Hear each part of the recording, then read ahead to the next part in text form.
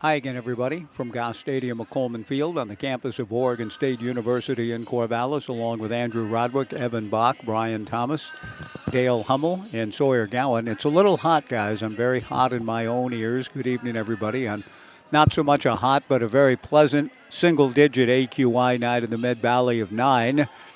The Knights have been single digits, less than that. Big goose eggs the last two nights, losing to the Portland Pickles 9-0 after winning the first two games of the series, but falling last night 8-0. An 18-inning scoreless streak. They hope to change that tonight. It is not a crisis by any means. I went to one of the leading players on the Knights, Kaysen Consarinian, incoming freshman at UCLA, for the first time on a pregame show. And we'll hear Kaysen's thoughts about where the Knights are heading into Game 2 of this three-game series on a pleasant, clear, single-digit AQI number of 9. The Knights and the Walla Walla Sweets. Walla Walla, if it wins tonight, will have won its third consecutive West Coast League Series.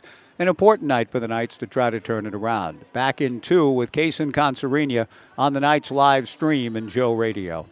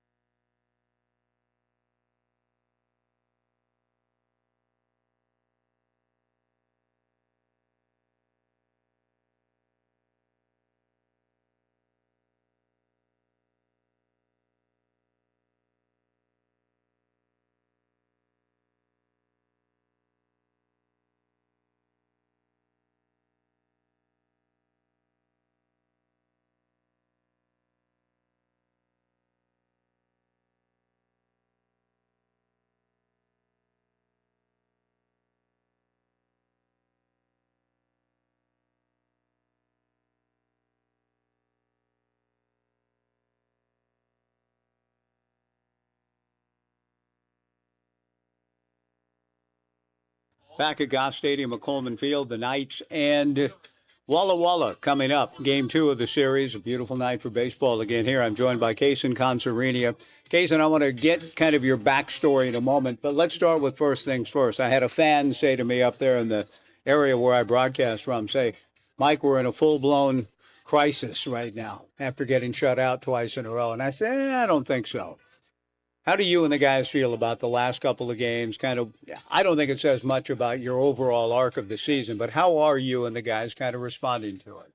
I think our overall thought process was it's just baseball. Coming in before these two games, we were playing really good baseball, swinging the bats well, playing good defense, pitching well, and when you play a season, this is what Coach Knight was keeps preaching: is when you play a season of 60 some games, you're going to have some downfalls, you're going to have some struggles, and I think these past two games were just a sign of that, and it happens, and we weren't hitting the ball well. It seems like we were lacking a little bit of focus on defense, a little bit on the mound.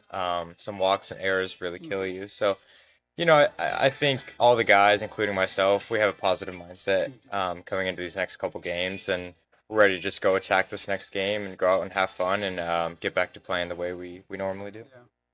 Case and Consarinian joining me. So, in saying that, and it's just baseball, and it's a long season, and you guys have excelled. You're the best team in the league, best record, etc. Do you feel like tonight does kind of, there's a focal point about everybody sort of, okay, it's baseball, yeah, but we can be better than that, kind of all in tonight? Yes, 100%. And that's what Coach Knight was saying yesterday. Come ready to play today. Come with your game face on, and let's go prove that those two games weren't us. And let's just go out and get back to the way we play. Let's have focus. Let's have energy, and let's get back on track. Let's get back in the win column. Focus and energy, and also where does fun come in? Just kind of enjoying the game, enjoying being around each other, and not letting it get too burdensome. Yeah, 100%. Fun is one of the most crucial things I believe in this sport, and I think that's why we're playing some football right now and kind of just bring the good vibes back and enjoying our time here. We understand that we only have a couple weeks left with each other, and I think we've all created a great bond with each other, more as a family, not as a team. And Kevin Takeuchi always reminds us, just keep having fun, play loose, and it's really hard to play this game when you're playing tight and you're worried about what's going to happen instead of just going out and playing loose and just keep smiling, because whatever happens, and the only thing you control is your attitude and your effort. So go out and just have fun, and the rest will take care of itself.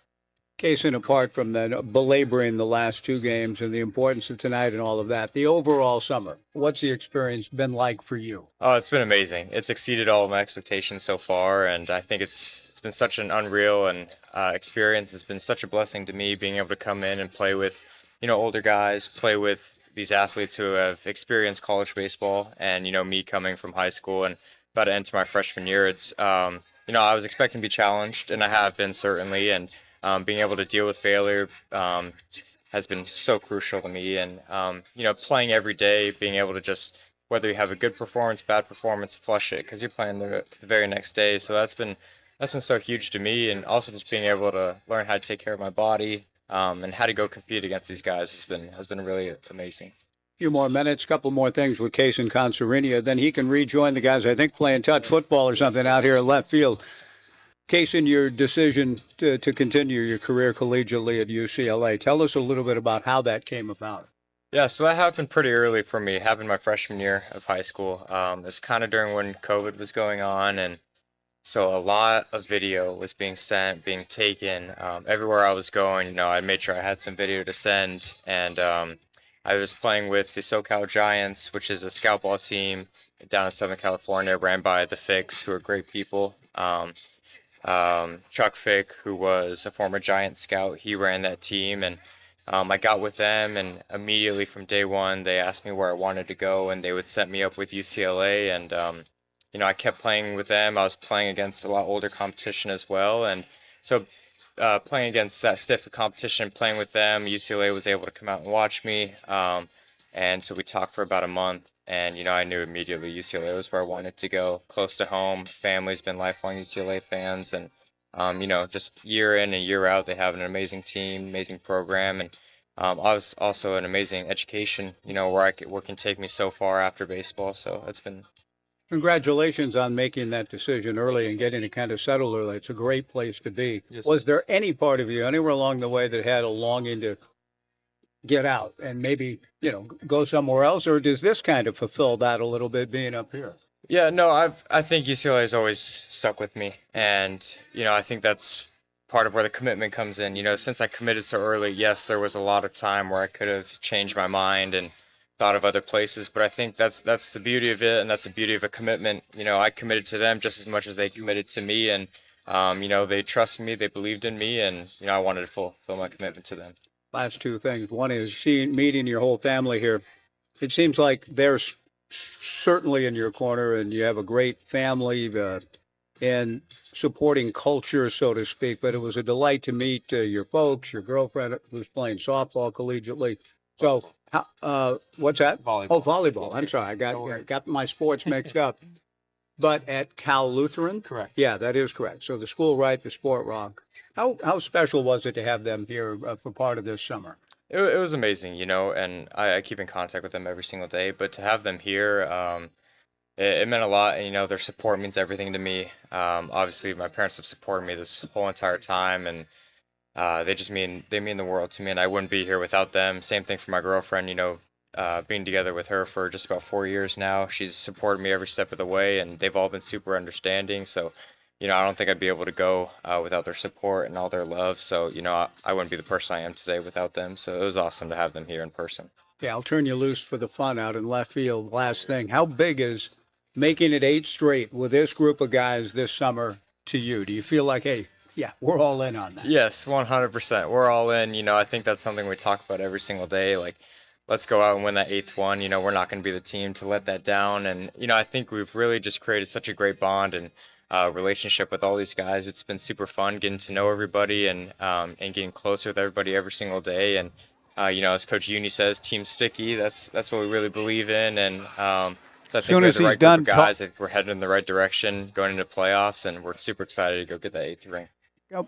That is the voice of our pregame show guest, Kaysen Concerina with the Knights, trying to kind of shake themselves a little bit. A 2-game losing streak, shut out in both of them. Caden Siegel has been one of the great pitchers in the history of Knights baseball and one of the best in the league again this summer. Caden goes to work on Stephen Hom, and Stephen, after taking a first pitch strike, takes the 0-1 pitch back up the middle into center field for a base hit. That is one of the problems in competition and the storylines that we hope to develop along the way is that other teams have different ideas and storylines they want to go on their own. A bunt from Court McDonald between the plate and the pitcher's rubber. Caden Siegel comes off, fields and throws to first. The sacrifice executed beautifully by Court McDonald of Stanford. Into second base goes Stephen Hom, one away. Colby Felix, the hitter. The starting lineups with Caden Siegel working under the sun, mid-70s, 9 AQI. Gorgeous evening for baseball. It'll cool off before it's all said and done, but very nice at the moment. Caden to the plate and misses a little bit high to Colby Felix. 1-0 the count. Stephen Hom, the leadoff hitter, the second baseman, now at second base after singling to center. Sacrificed to second by center fielder Court McDonald. Felix in the 3-hole and left. Joey Winters on deck, the first baseman. The 1-0 fastball, a strike, as called by Travis Holsey. Back of the plate this evening, Zachary Burr on the bases. Batting fifth in right field, Logan Meyer. J.J. Moran hitting sixth at shortstop. Hayden Driggs batting seventh and catching for the Sweets. Caden to the plate and misses down and away, ball 2. Mason Millar batting eighth at third base for Walla Walla. David Miza batting ninth, the designated hitter. And out of Walla Walla Community College, Connor Marshall, a right-hander from Meridian, Idaho. The 2-1 pitch, a little low, ball 3, 3-1 to Colby Felix. With one out, a man at second just getting underway on Old Timers Night at Goss Stadium at Coleman Field. 3-1 to Colby. Caden delivers, fastball for a strike, and the count 3-2.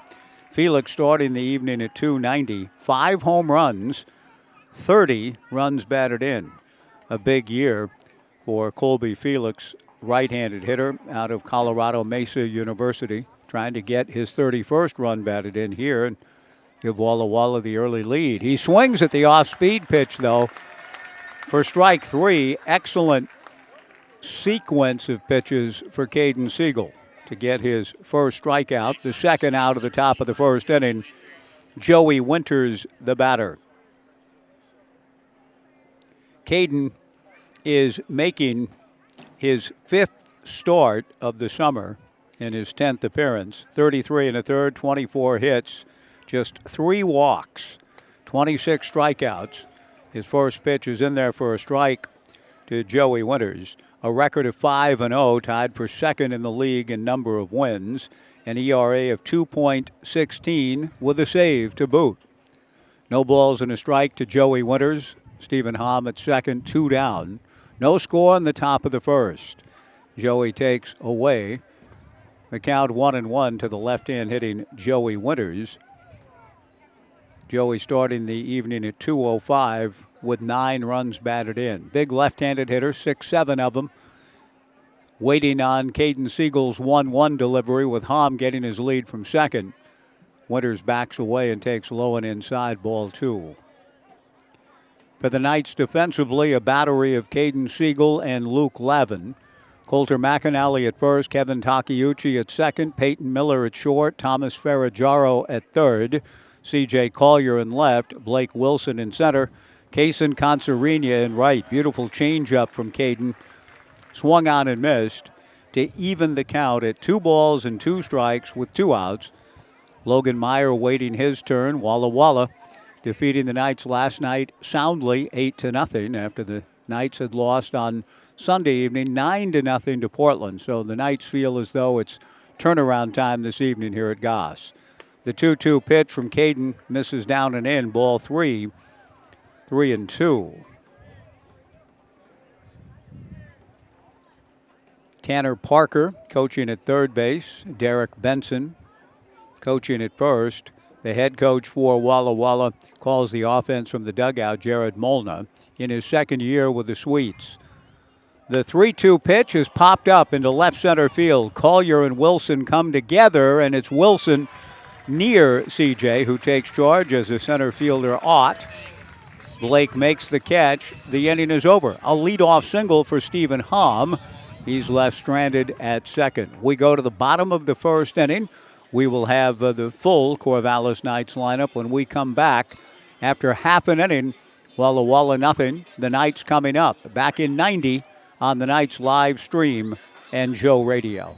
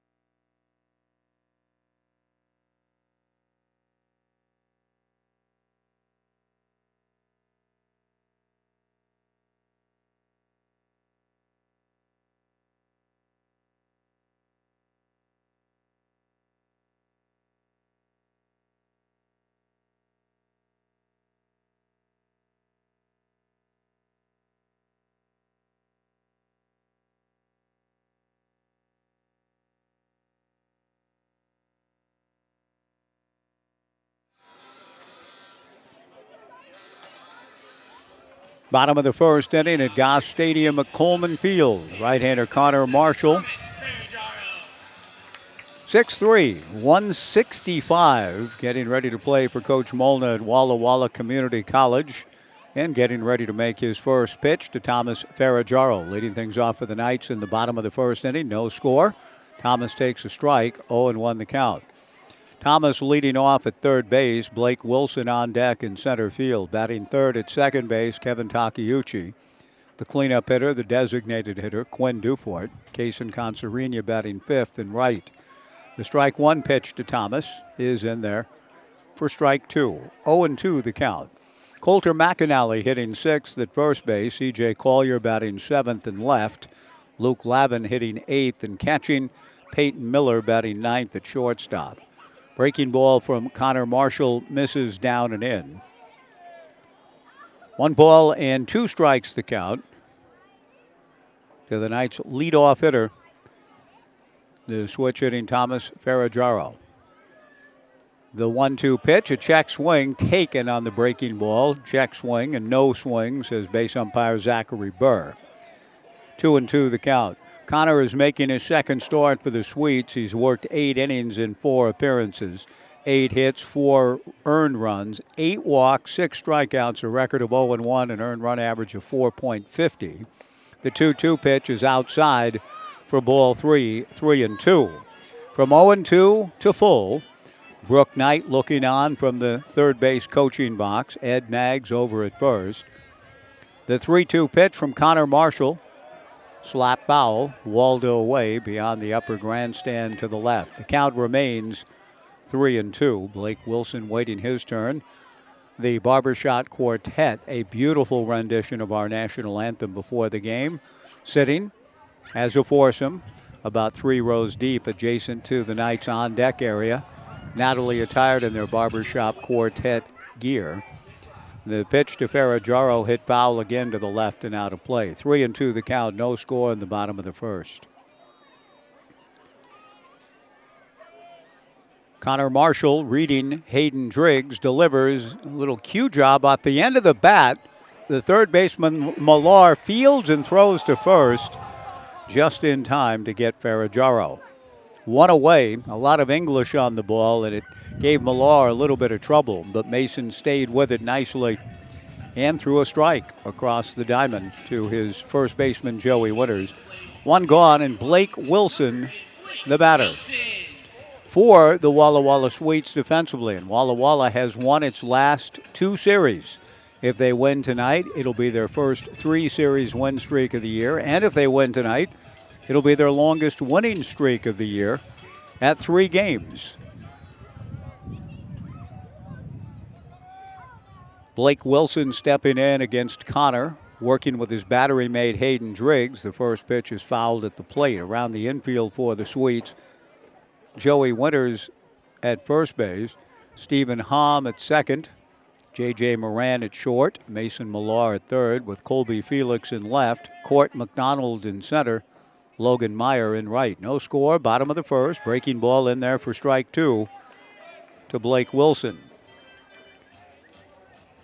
3:30 down both lines at Goss Stadium at Coleman Field. 365 to the power alleys, 400 feet to straightaway center.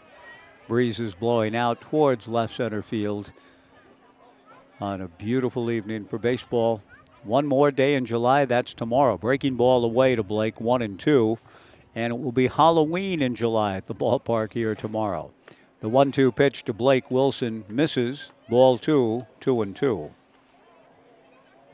Blake starting the ball game at 282 with 13 runs batted in, 14 stolen bases. 2-2 to Blake. Marshall delivers a 2-hopper to J.J. Moran. The shortstop fields and throws to first. And the Knights are an out away from running the streak to 19 in a row. Kevin Takeuchi will be the hitter. And numbers are just numbers.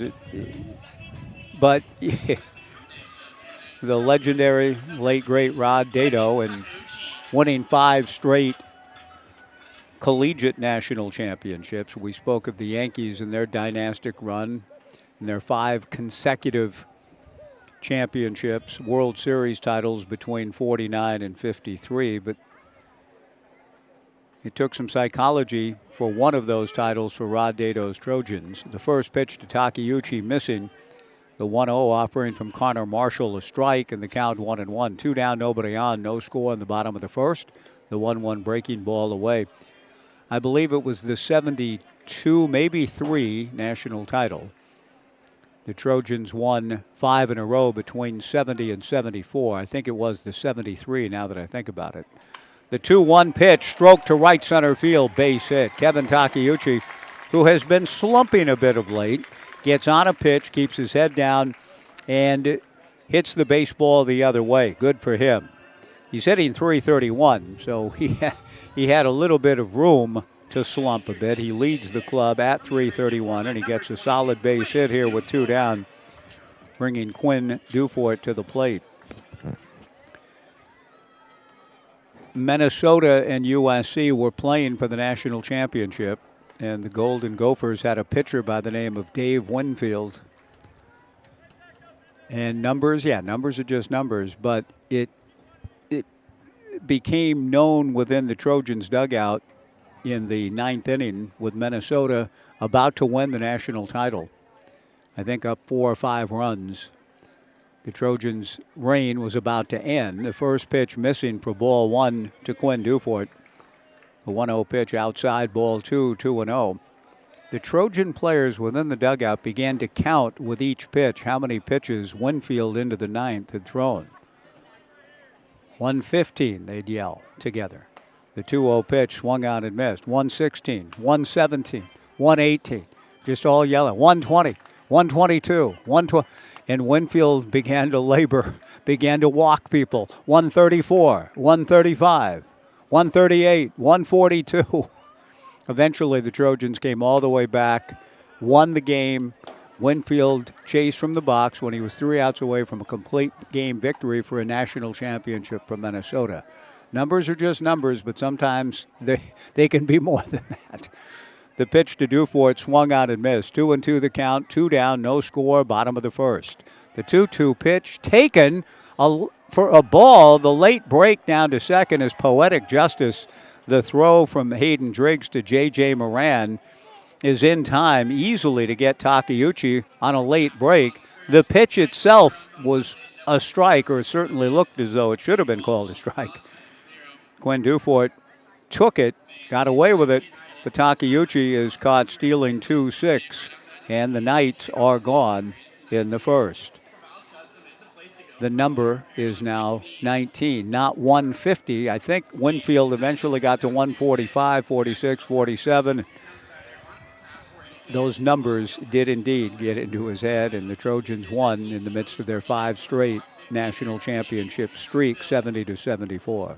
At the end of 1, no score on the Knights live stream and Joe Radio.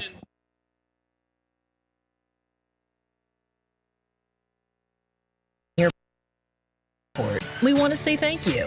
Thank you to our community for choosing us to connect you to many destinations, other cultures, your families, and friends. Thank you to our dedicated and professional staff for ensuring the airport experience is excellent. And thank you to local residents and businesses for making us who we are. We are proud to serve you, our region, and beyond. Together, we continue to grow and thrive. Thank you for flying local and for flying EUG. Knights fans, looking for an amazing deal? Come down to Wilson Motors. Visit us today and get free tickets to Wilson Motors Night with the Corvallis Knights on July 24th. It's a night you won't want to miss. Exciting baseball, great company.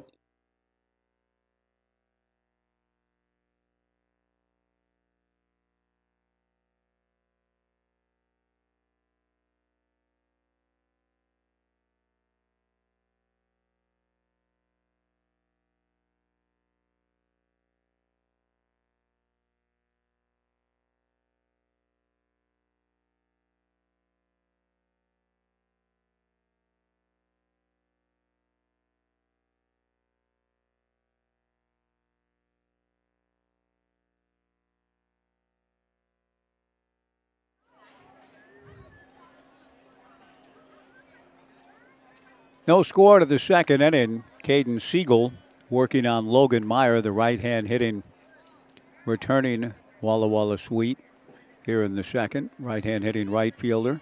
Caden True on the first 2 pitches, 0-2. Misses with the strike 2 offering.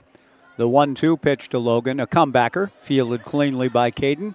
Trots partway to first and underhands to Coulter McAnally, who steps on the bag. 1 away. In the top of the second, J.J. Moran will be the hitter. It is old-timers night, as I mentioned, at the ballpark, and 50s and 60s music will be played between innings and was during BP, and as fans were arriving.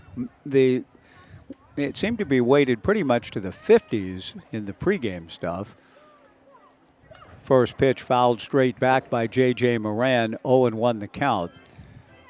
And just seeing Logan Meyer in his hometown of Billings, and it was in the 50s. I don't know what year exactly, late 50s, when Gil McDougald hit the fateful line drive. Gil, the pride of Billings, and hit the line drive that hit Herbie Score between the eyes, just above, right in the forehead, and ended what appeared to be a Koufax-like beginning to a career for Herb. The strike 1 pitch in there for a strike from Caden. The 0-2 pitch to J.J. Misses down and away. 1 ball and 2 strikes. Caden Siegel working on J.J. Moran. Game 2 of this 3-game series, the finale tomorrow. Breaking ball down. 2-2 the count. JJ en route to Stanford out of San Marcos High School. Keaton back to the plate and misses low and away. Ball 3. 3-2. He was 0-2. We mentioned perhaps the most impressive number for Caden Siegel this summer. Coming in 33 1/3 innings, just 3 walks. He's 3-2 on J.J. Moran. The 3-2 fastball. He didn't walk him. Swung on and missed. Strike 3. Excellent job by Caden Siegel, filling up the zone like no other. 2 down. Hayden Driggs to the plate. I don't remember exactly Herbie's numbers in the late 50s. I think the year might have been 57 for the line drive for McDougald off of Herbie's head. It did lead Herb to a long, distinguished career as a beloved broadcaster with the Cleveland Indians. Driggs takes high and away, ball 1. Siegel back to the plate. Good breaking ball for a strike. 1-1 the count to Hayden. But I think he had a 16-win season and a 20-win season and over 200 strikeouts in back-to-back years as a young left-hander, being spoken of in hallowed terms before the McDougald line drive. The 1-1 pitch swung out and missed. That was, in a sense, a harbinger of the type of tragedy that befell about 10 years later Tony C. on the Jack Hamilton pitch in Fenway. The 1-2 pitch just outside, ball 2, 2-2. Tony Conigliaro in the 60s in 1967.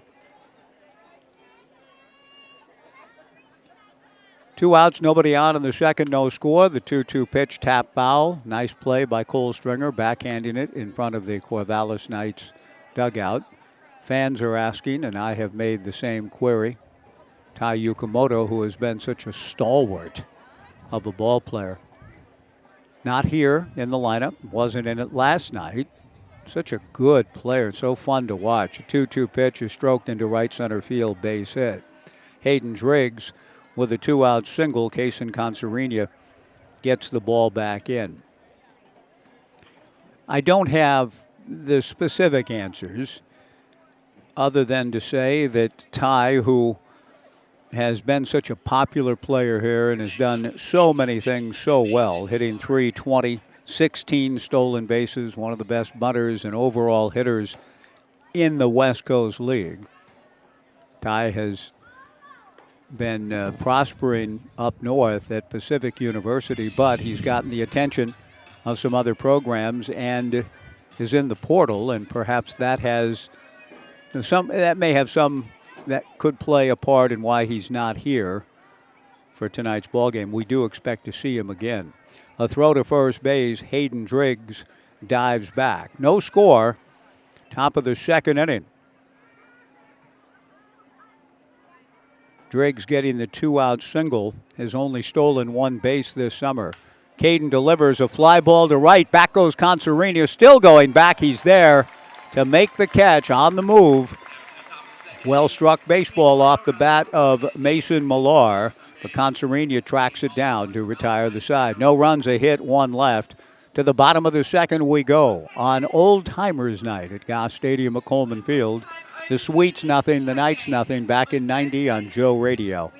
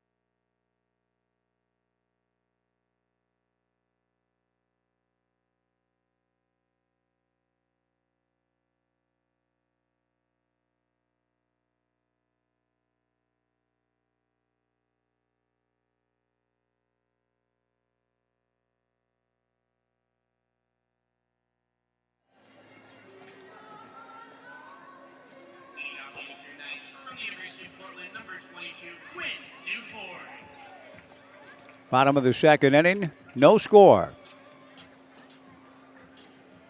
A little Blue Moon being played between innings. We were debating whether is that late 50s, early 60s. People were leaning more toward the latter.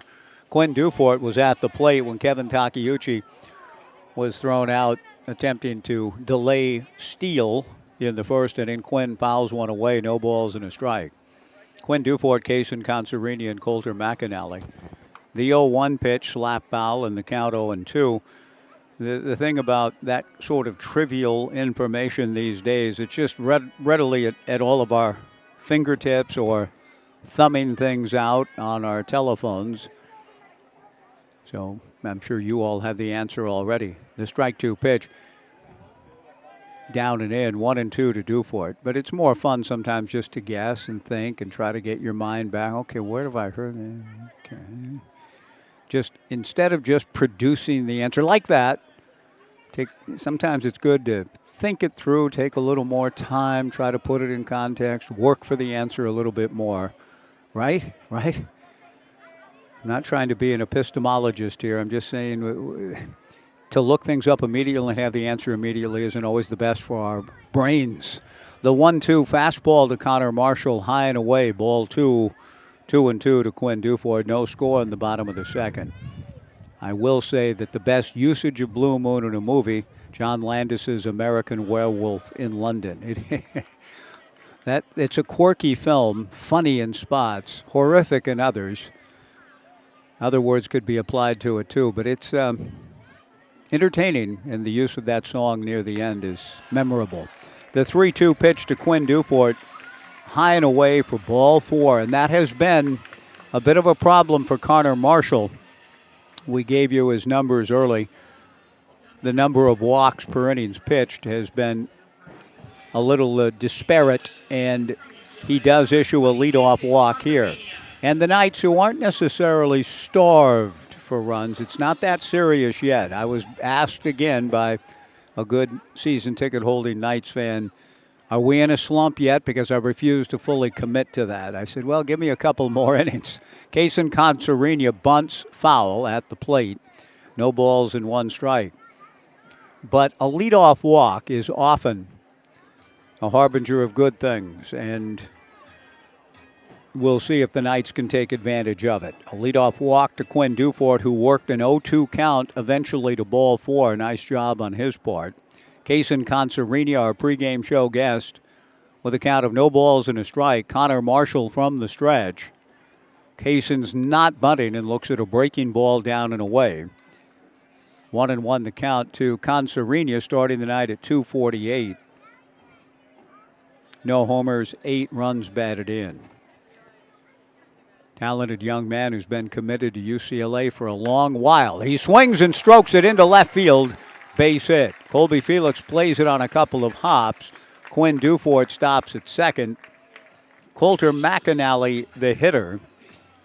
And this has the makings. It's a promising beginning to trying to end the streak.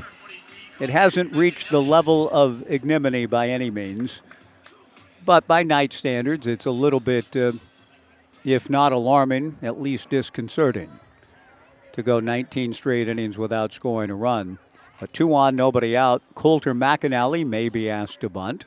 He has been asked, and he gets the job down. The bunt down, good job. And the throw to first gets by Joey Winters from Connor Marshall. In comes Dufort to score. Consarini to third. The streak is over, and I look at my friend to my left and say, see? They never were in a full-blown crisis-producing slump. They lead it 1-0 to the Corvallis Knights. McAnally with the sacrifice, and then the error on the throw from Connor Marshall. McAnally able to go to second as well. 1-0 Knights. C.J. Collier, the batter. The Knights looking to add on. They'd love to break out of it in a big way here. Marshall to the plate. Collier fouls it straight back. 0-1 the count to C.J. At 183 with a homer. 18 runs batted in. And the buck 83 I know is a little disappointing for C.J. just from a sheer numbers standpoint. But he's made his hits count with the 18 RBIs, looking for one here at least, if not a base hit, to drive into a scoring fly ball. He takes a breaking ball down, the count 1-1. 1-0 Knights in the bottom of the second inning, second and third, and nobody out. Big breaking ball high, ball 2, 2-1. Kaysen Concerina at third, Coulter McAnally at second. Marshall choosing to work from the windup. The right-hander's 2-1 pitch on the way to CJ, high and away. Ball 3, 3-1. Luke Lavin, the on-deck hitter. Knights baseball presented by Best Western Corvallis, the official hotel partner of your Knights. Close to Goss with the largest hotel rooms in the city and an outdoor heated pool. Wherever life takes you, Best Western is there. C.J. Collier is here. A ground ball into left field, base hit. Down the line comes Kaysen Concerina to score. McAnally to third. An RBI single for C.J. Collier. The Knights lead it 2-0. That'll bring Luke Lavin to the plate. It will also provoke a visit by Walla Swedes head coach Jared Molna. First and third, nobody out, 2-0 Knights. Brooke Knight has brought out his notepad, perhaps marking in his notepad. It's a big one. The late, great Mike Leach had just a little piece of paper in his back pocket that he'd bring out every once in a while to see what he'd scribbled on the napkin at the restaurant the night before, what plays he wanted to run in a certain sequence. That's what it appeared to be like from Mike. Brooks got a big piece of paper that he brings out usually once or twice a game, and he just made a note of something. Coach Yoon is also on hand looking on and offering some commentary. For Luke Lavin, who will be coming to the plate with the Knights having scored 2. I talked to Kaysen Concerina several hours ago. The guys were just getting ready to take some BP, but before they did, they put together a touch football game that they played out in left field, and I could tell Kaysen, in talking to yours truly, instead of playing football, he was antsy, he was itching, and I finally said, okay, last question, Kaysen, then you can go. Have fun with the fellas, and he did. And I can tell, I understand playing touch football in left field here at Goss as opposed to chopping it up with yours truly. I understand Kaysen's anxiousness to get to the football game. But the conversation with Kaysen was illuminating in that you could tell there wasn't any sense of pressing, deep concern about the 2 games in a row being shut out. And he felt like that everybody was in to have fun, enjoy the game, enjoy each other, and they're off to a good start tonight. The first pitch to Luke Lavin, a strike from Connor Marshall. The 0-1 pitch hit high and deep to right. Back goes Logan Meyer to the track, to the fence. The ball will short hop the wall in right center field. McAnally scores. C.J. Collier will be held at third. Into second base goes Luke Lavin with a booming double. The Knights lead it 3-0.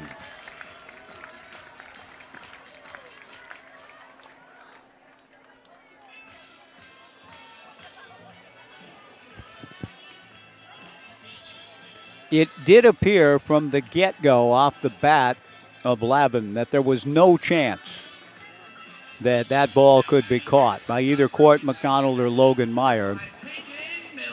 CJ may not have gone as far as perhaps he could have in reading it, and once he understood the ball was going to get down, I guess what I'm saying is there was a pretty good chance for him to score there.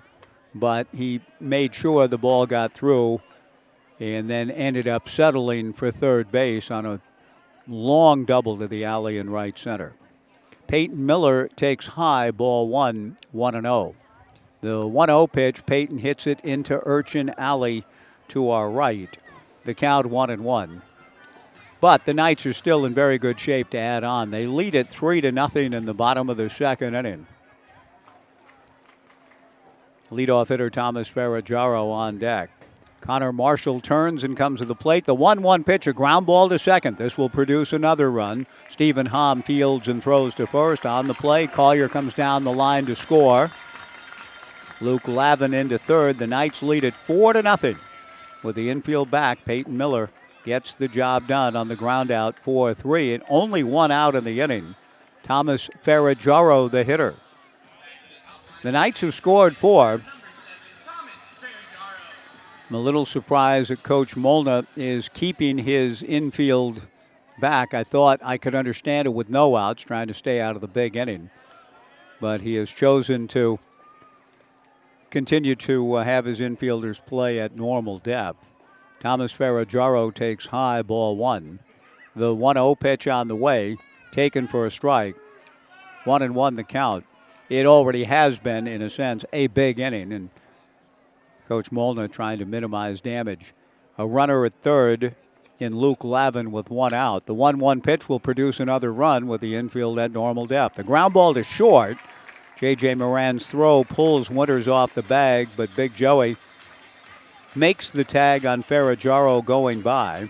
But the Knights executing the game well here. Back-to-back groundouts with runners at second and third. Coming down the line to score, Luke Lavin. And the Knights lead it 5-0. Blake Wilson, the hitter. Blake grounded out last inning. Takes the first pitch high and away, ball 1.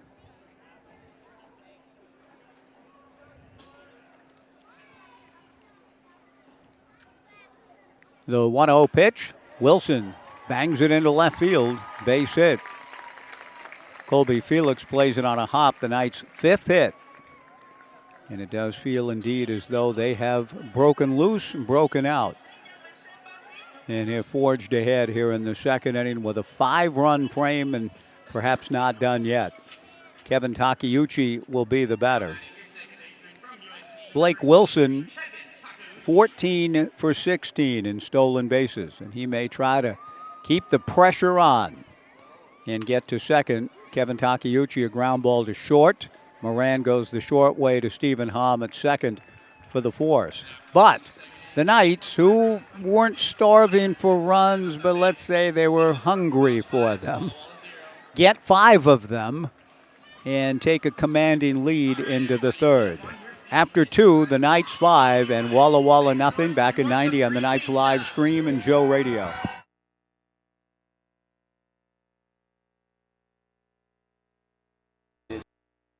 News that you can trust? Subscribe to the Gazette-Times, your go-to source for in-depth journalism and breaking news. From local stories that impact your community to consistent updates to your Beavers and Knights, the Gazette-Times has it all.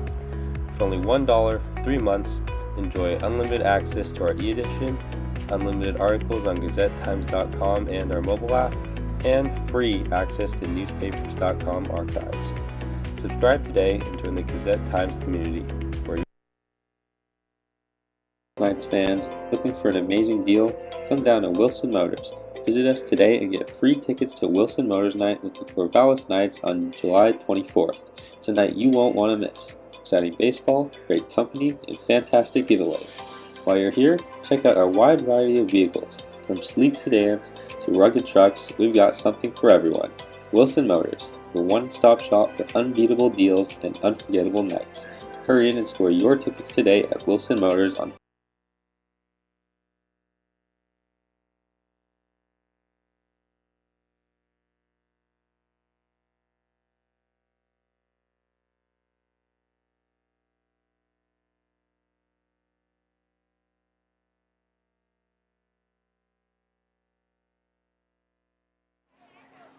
Caden Siegel, staked to a 5-run lead, delivers a first pitch strike to David Miza, the DH. The 0-1 changeup drilled into right center field, base hit. Didn't have much action on it and left it up a little bit. Caden, who has made some excellent pitches, gives up a leadoff single to David Miza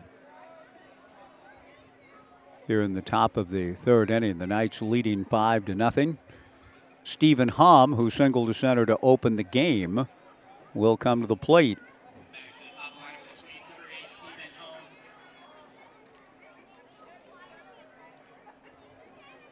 Nice swing by Miza, the third hit for Walla Walla.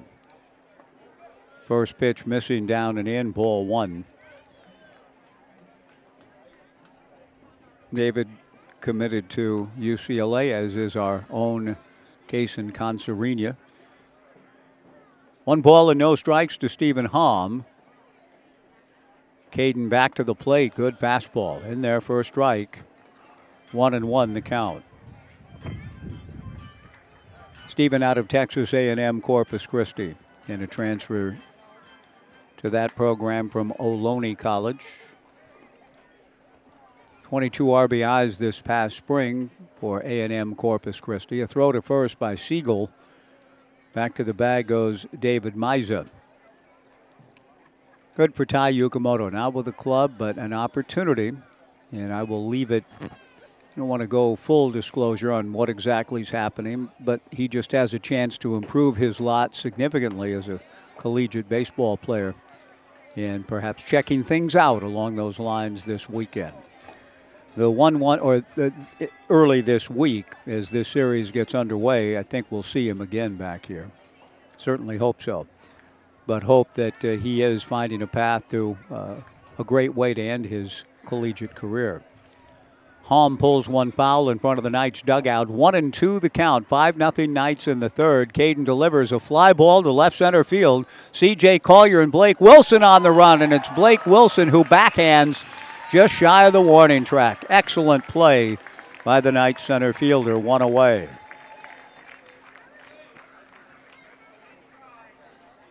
Court McDonald will come to the plate on this old-timers night, celebrating 50s and 60s baseball, 50s and 60s, and yes, for us and our purposes, baseball. Willie Mays was the premier outfielder in Major League Baseball for both of those decades.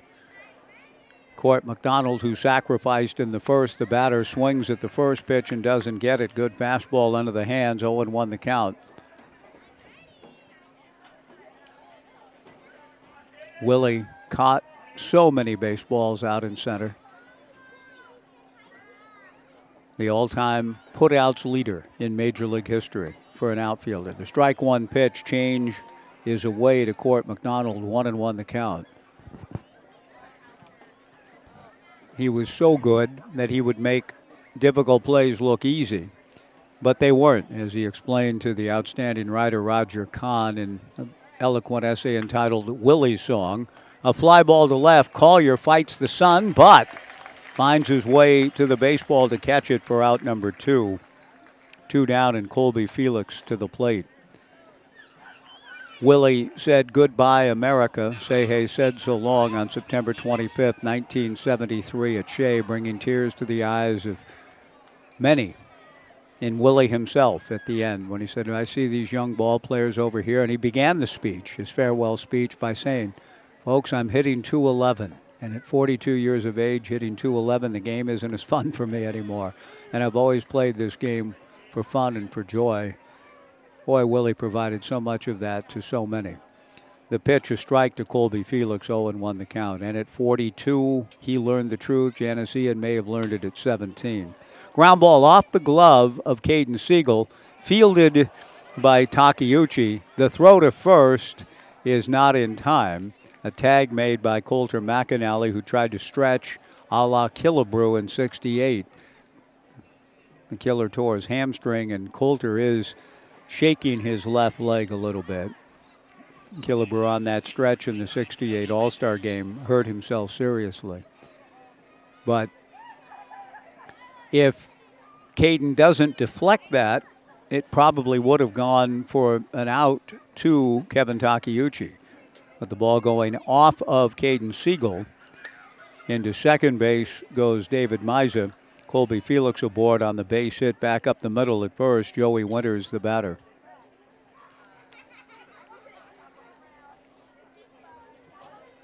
But Willie had done his work by the age of 42 and said goodbye, America, in a memorable speech. The strike one pitch swung out and missed in the count 0-2 when Say said so long. But one of the things he said to Roger, talking about that later in life in an eloquent essay entitled Willie's Song, Willie said, it wasn't easy, Roger. I worked. People talked about, all these instincts and speed. Willie worked and worked to get reads and to just constantly working. on reading the ball off the bat and adjusting before the pitch. Tom Seaver, the pitch down and in from Siegel, the count 1-2. Tom pitching for the Mets in 72 and 73. Willie would come to Tom before games as the center fielder and say, I want to know your pitches. I want to know what you're throwing. Signal to me or make sure I know what the pitch is going to be. Tom said he was the only teammate he ever had that asked him that kind of question before a game. And this was Willie in the twilight at 41 and 42 of his career with the Mets. Still trying to learn, still trying to get an edge. So great, beyond, to me, beyond compare as an overall talented ball player. 2 balls, 2 strikes, 2 on, 2 out. 5-0 Knights in the third. The 2-2 pitch fouled back. The count remains 2-2. If you haven't read Kahn lately or ever, he has several collections of essays, games we used to play, memories of summer, how the weather was. The 2-2 pitch, a ground ball back at first, fielded cleanly by McAnally. Nice play. Coulter takes it to the bag for the out. Joey Winters retired. The inning is over. You will find eloquent stuff to feed your baseball soul in all of the works of the late, great Roger Kahn. It is Old Timers Night, hence a meditation on Roger, but that's good for almost every night along the night's live streams. The Barbershop Quartet is singing. I don't know if it's Lida Rose, I'm Home Again Rose, but I wish it was. We go to the bottom of the third, 5-0 Knights on the night's live stream and Joe Radio.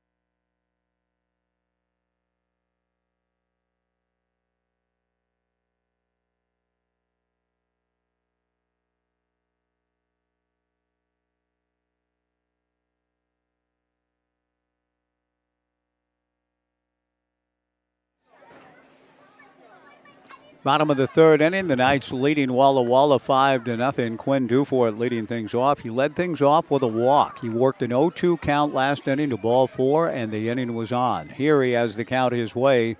2-1 from Connor Marshall, who delivers an off-speed pitch a bit high and away for ball 3.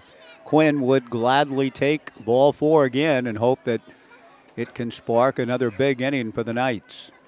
The 3-1 pitch, he swings and strokes a fly ball to center. Court McDonald races in, but will need to play it on a hop. And while Quinn would have gladly taken ball 4, he feels even better. Dropping a single into shallow center in front of Court McDonald. The Knights' 6th hit. They have broken out in a big way, lead at 5-0, and are hopeful that the base hit by Court will lead to more good things here in the bottom of the third. There is some activity in the bullpen back of Connor Marshall, a right-hander throwing. The pitch to Consarina. He's 2 for 2. Pulled into left field for a base hit. Dufort stops at second. Kaysen, a pair of singles to left, and whether that means a visit and a change from Jared Molna, we'll see. But Connor Marshall's in trouble again. 5 runs and 5 hits allowed last inning. And now a 5-0 lead for the Knights and a chance to keep the Pressure on. Coulter McAnally, the batter. Coulter bunts. Deja vu. Fielded by Marshall, except he throws a strike here in time for the out. Last inning, he threw one over his first baseman, Joey Winter's head. Does a nice job here to field his position and get the out on the sacrifice 1-3.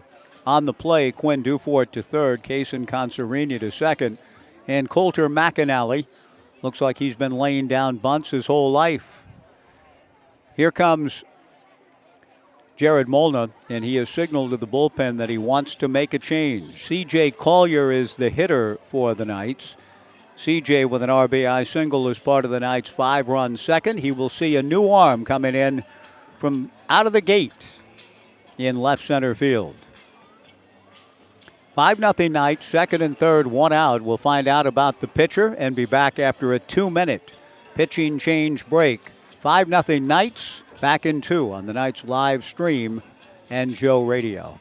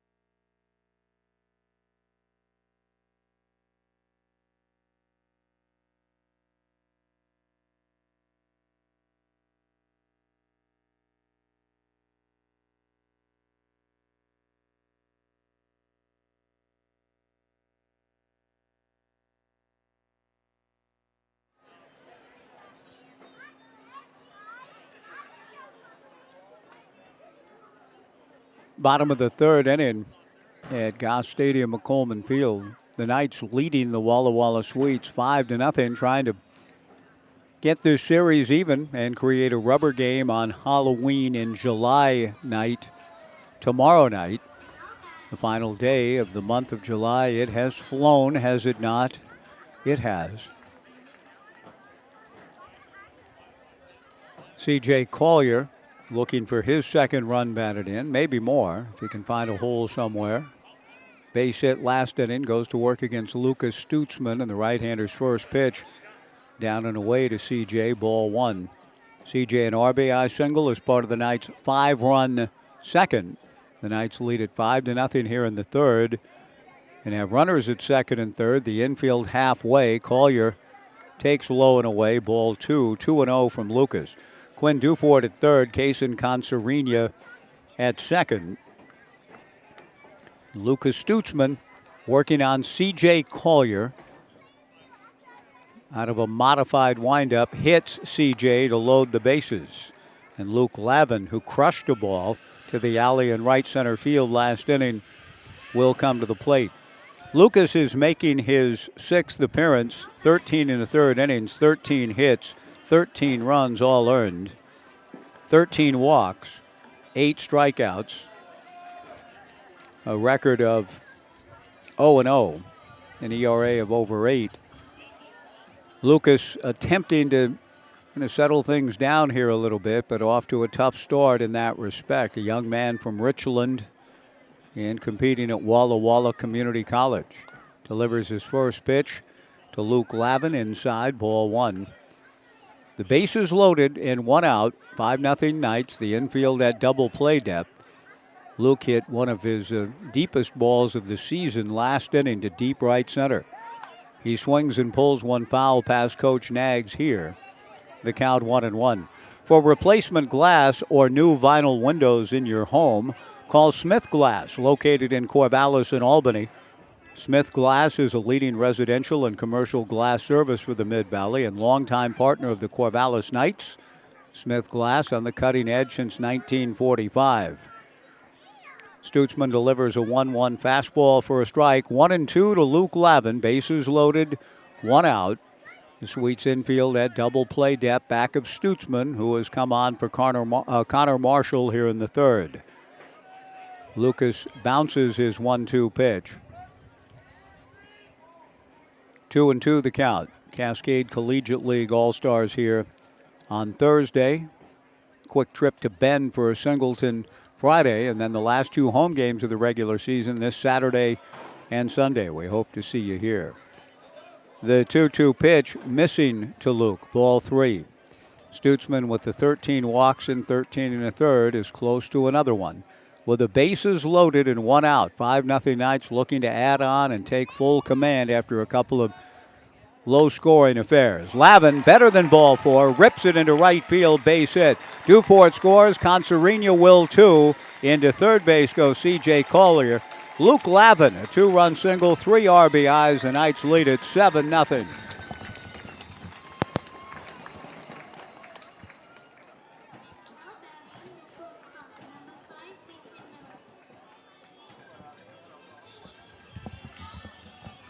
Peyton Miller will be the hitter. There was a sense in the dugout before the game several hours ago. You could just kind of feel that even though the Knights were having fun playing the touch football game I alluded to, Kaysen said that Skip, Brooke Knight, talked to them after the game last night. Hey, the last couple of nights, that's not us. Don't worry about it. Don't press, but just come to the ballpark tomorrow ready to go. Kind of in a very real sense, the great phrase from Lion King, and remember who you are, and they certainly are here tonight. Peyton Miller takes down and away. The 1-0 pitch up and away. Ball two, up and away. That would be late 60s, right? It has sounded tonight like American Graffiti is going to break out on the big screen out in right field. George Lucas's magnum opus.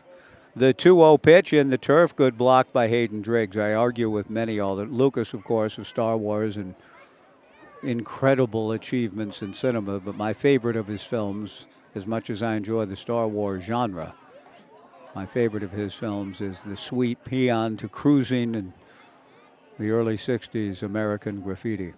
The 3-0 pitch, a strike, and the count 3-1, which is also well worth seeing if you haven't. And if you have, to see it again, 1973, Harrison Ford with a nice little early turn in it. Petaluma, California showcased. The 3-1 pitch, a ground ball to second. Hom steps on second for one and goes to first for the double play to retire the side. However, the Knights get two more. Luke Lavin has 3 RBIs. We're through 3. The Knights 7 and Walla Walla nothing. Back in 90 on the Knights live stream and Joe Radio.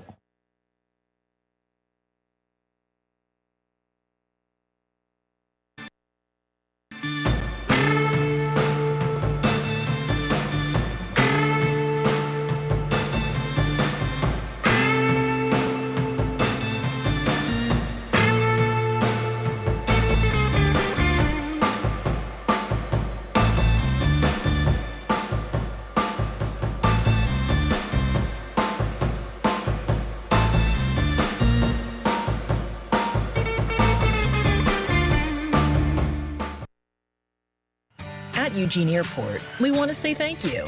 Thank you to our community for choosing us to connect you to many destinations, other cultures, your families, and friends. Thank you to our dedicated and professional staff for ensuring the airport experience is excellent. And thank you to local residents and businesses for making us who we are. We are proud to serve you, our region, and beyond. Together, we continue to grow and thrive. Thank you for flying local and for flying EUG.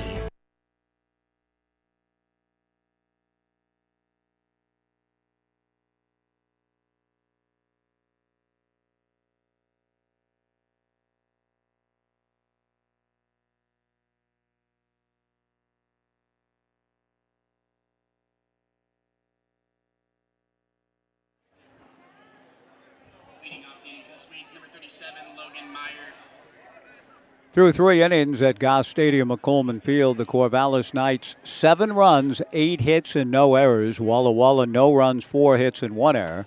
Caden Siegel delivers the first pitch of the 4th inning to Logan Meyer, a pop foul near the Walla dugout. Luke Lavin, who's swinging the hottest bat tonight, comes over and makes the catch. Caden Siegel getting an out on the first pitch of the top of the 4th inning, and J.J. Moran will be the hitter. J.J. struck out in the 2nd.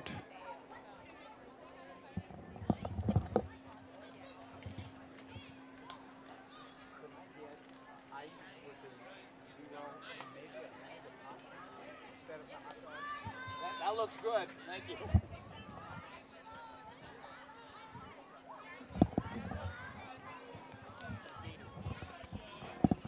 Caden to work, the 1-0 pitch to J.J. Moran misses for ball 2. Amanda Knight coming up to ask me if yes, and I was giving her my order. Thank you, Amanda. The 2-0 pitch foul back, and the count 2-1 to J.J. Last night after the ball game, Brooke told me before the game that Brooke and Amanda and Ed Naggs, Cole Stringer, and others went to Downward Dog across the street on Monroe, not far from campus. The 2-1 change high, ball 3, 3-1 to Moran. My daughter Lydia and her Heartland Humane Society friends and co-workers went there as well, and they talked baseball for quite a while. Jim Jeffries, the Australian comedian. The 3-1 pitch popped up into shallow right center field. It's a tweener, but Blake Wilson, taking charge, moves in to make the catch. 2 down. Hayden Driggs will be the hitter. Lydia appeared recently on a Jim Jeffries podcast. ID Cat is kind of what it's called, ID Cat. I don't know about that podcast. Jeffries, Lydia was featured. I have an opportunity I'll be featured on one that will air September 24th with the great comedian from down under. Hayden Driggs single to right in his first at-bat. Swings and fouls one at the plate, 0-1 the count. 7-0 Knights in the top of the 4th inning. And Lydia has a love for baseball that she and Brooke and Amanda and others talked about last night. It was great to see her here at the ballpark last evening. The strike 1 pitch missing high and away. What a difference a day makes in terms of our weather. We had drizzle. We had a canopy up. It was cloudy and cool all evening long. Absolutely gorgeous here tonight. Siegel delivers down and away, ball 2, 2-1. Caden and Luke Lavin, the Knights battery. Coulter McAnally at first, Kevin Takeuchi at second, Peyton Miller at short, Thomas Ferragaro at third. Caden to the plate, swung on and fouled at the plate to even the count at 2-2. C.J. Collier in left, Blake Wilson in center, Kaysen Consarinia in right. And we have found through the Australian connection, Jeffries has connected with our own Travis Bazzana, which is very cool. The 2-2 pitch, fastball foul back, and I have a feeling Jeffries will be an ambassador of sorts for Travis and work him into some of his stuff in the days ahead. 2 balls, 2 strikes, 2 down. 7-0 Knights, top of the 4th inning. Caden Siegel attempting to be the stopper, delivers, and he has been. The 2-2 breaking ball is swung on and missed for strike 3 to retire the side in order for the first time. We are through 3.5 with the Knights, with Caden as the stopper looking to put a stop to the modest losing streak of 2 games. So far, so good through 3.5. The Knights 7, Walla Walla nothing. Back in 90 on the Knights live stream and show radio.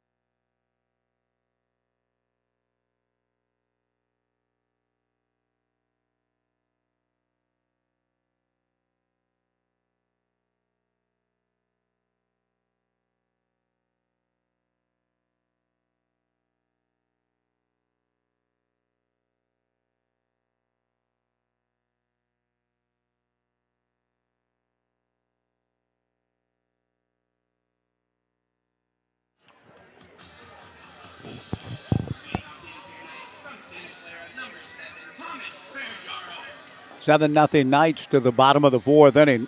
Lucas Stutzman to face Thomas Ferraggiaro, Blake Wilson, and Kevin Takeuchi. In theory, we'll see. The first pitch to Thomas misses low, ball 1.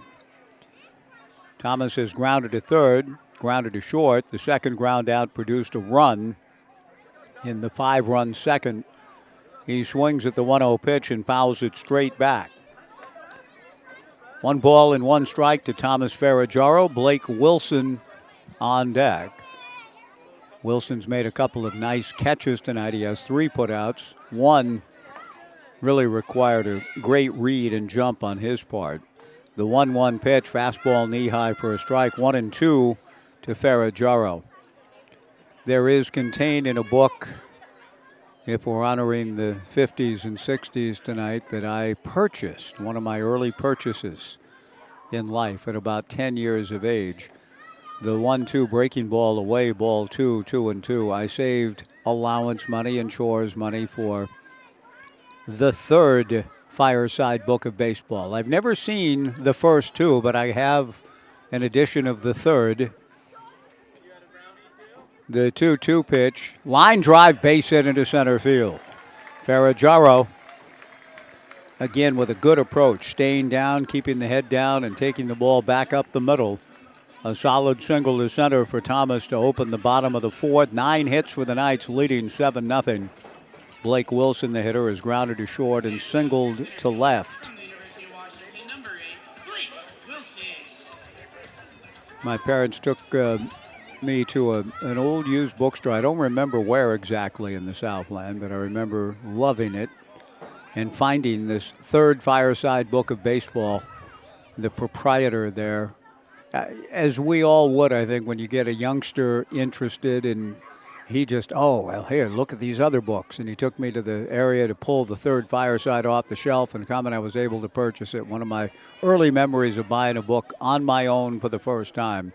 The 1-0 pitch to Blake Wilson, ball 2. It still sits on my shelf. I still pull it down occasionally. Wonderful collection of essays, photographs of baseball, one of which is Willie making a catch that is so well shot from a photographic standpoint. There goes Thomas Ferraggiaro. The 2-0 pitch is a strike. The throw to Hayden Driggs by Hayden Driggs, not in time. Ferraggiaro gets the stolen base.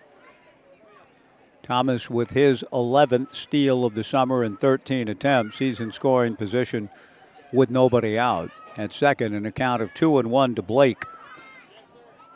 Has grounded to short and singled to left. Speaking of center fielders, the 2-1 pitch, Blake goes after a fastball a little bit up, and out of the zone. Doesn't get it. 2-2 the count. Kevin Takeuchi on deck. There's a set of photographs in it of Willie making a catch with Chuck Hiller going out and Willie coming in at Candlestick. The 2-2 pitch. Breaking ball in there. Strike 3 called. Nice pitch from Lucas Stutzman. 1 away. Kevin Takeuchi will come to the plate. Whomever the photographer was, he did a classic job of capturing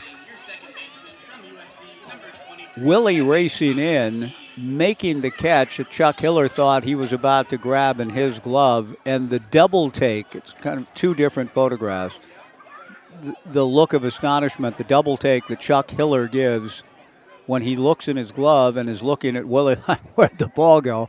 And Willie has a grin on his face coming back in from center field as that was the final out of the inning. It's a beautiful sequence of photographs. But again, it bespoke in those photographs how Willie played the game with that kind of joy. Kevin Takeuchi takes high, ball 1, 1-0. 7-0 Knights. Ferraggiaro hopping away from second. Stutzman comes to the plate. Kevin swings and misses. 1 ball and 1 strike the count. And that was one of the watchwords with Kaysen today in our pregame conversation. Let's go out and have some fun. And Willie was a big champion. If the game isn't fun, it's got to be fun. Mickey Mantle said of himself, nobody had more fun playing the game than I did. And that may be true, too. And you love to see when ball players, young and old, at any level, are enjoying themselves playing this great game. The 1-1 pitch swung on and missed, and the count 1-2. 7-0 Knights, bottom of the fourth, looking to add on. Ferraggiaro gets his lead from second. Lucas Stutzman from the stretch comes to the plate, and Kevin gets a little piece of it to stay alive. 1 ball and 2 strikes the count. Brooks Hatch has delivered unto me, and that which he delivered unto me I'll share with you if I can find it. And that is former Knights in action today. A little quick meeting at the mound. Stephen Hom, the second baseman, coming over to impart something to Lucas Stutzman. Perhaps that message was simply a deterrent to Ferraggiaro, who has been getting a big lead out at second base. Stutzman has yet to step off and throw. 1-2 the count. Lucas to the plate. Breaking ball flailed out and missed for strike 3. 2 down. A nice job being done here by Lucas in that he gave up a base hit to open the inning and a steal of second. The Knights had a runner at second and nobody out. Ferraggiaro still there with 2 outs. Quinn Dufort, the hitter, has walked and scored, singled and scored. 7-0 Knights in the bottom of the fourth. Former Knight Adley Rutschman from the summer of 2016 went 1 for 4 and scored a run in Baltimore's 6-2 win over Toronto today. Former Knight Stephen Kwan went 0 for 4 in the Guardians' 5-0 victory over the Detroit Tigers earlier. Dufort takes low and in. Former Knight Brooks Lee in 2019 went 1 for 2. The Mets blanked Minnesota 2-0. Lee 1 for 2 for the Twins. Former Beaver Trevor Larnach 0 for 1 in that game. And Mitch Haniger from the Knights team of 2010 went 1 for 3 in the Mariners' victory over Boston at the Fens. The 1-0 pitch to Quinn Dufort hit foul off to the left and out of play. 1 ball and 1 strike to Quinn. 7-0 Knights, bottom of the fourth inning. With Thomas Ferraggiaro at second and 2 down.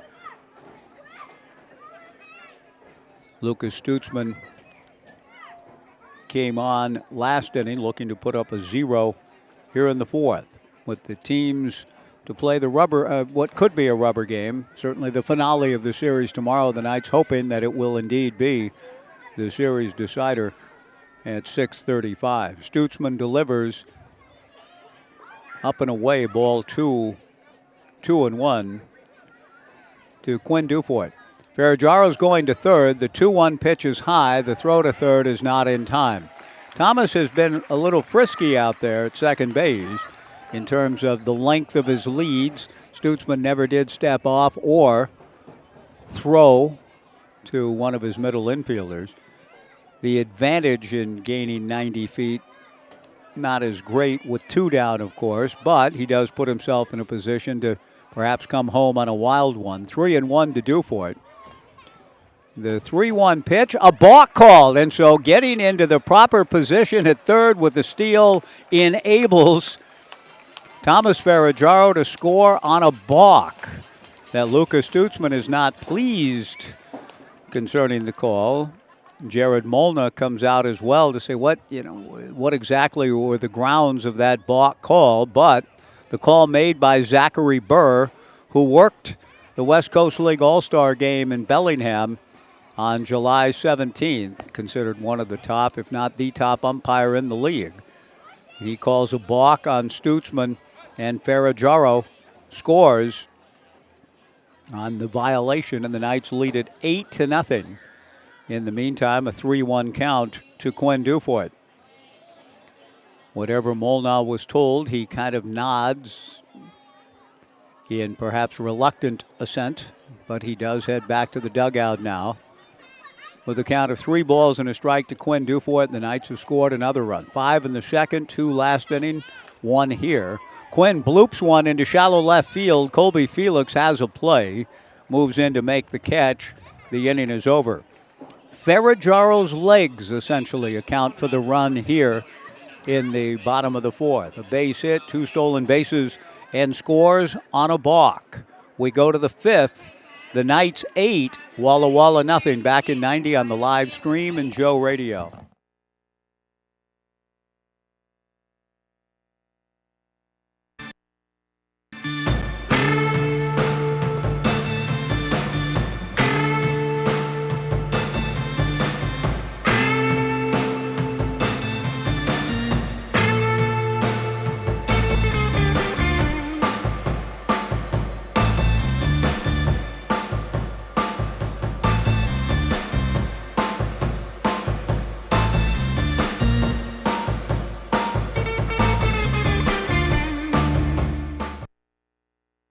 Looking for the latest news that you can trust? Subscribe to the Gazette-Times, your go-to source for in-depth journalism and breaking news. From local stories that impact your community to consistent updates to your Beavers and Knights, the Gazette-Times has it all. For only $1 for 3 months, enjoy unlimited access to our e-edition, unlimited articles on GazetteTimes.com and our mobile app, and free access to newspapers.com archives. Subscribe today and join the Gazette-Times community.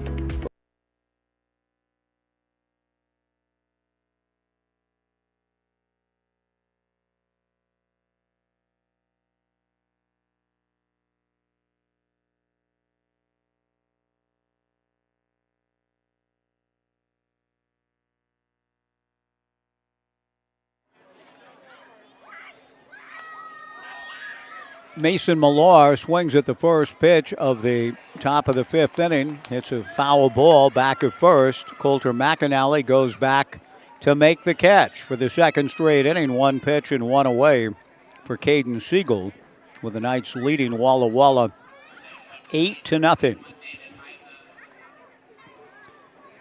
David Miza, who singled to center field in the 3rd, steps in. The left-hand hitting designated hitter tonight takes a strike. 0-1 the count.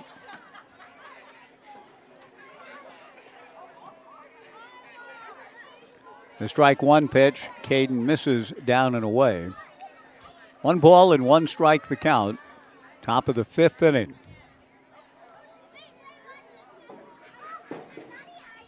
Siegel delivers, good fastball. Spotted up knee high, inner half. 1-2 the count.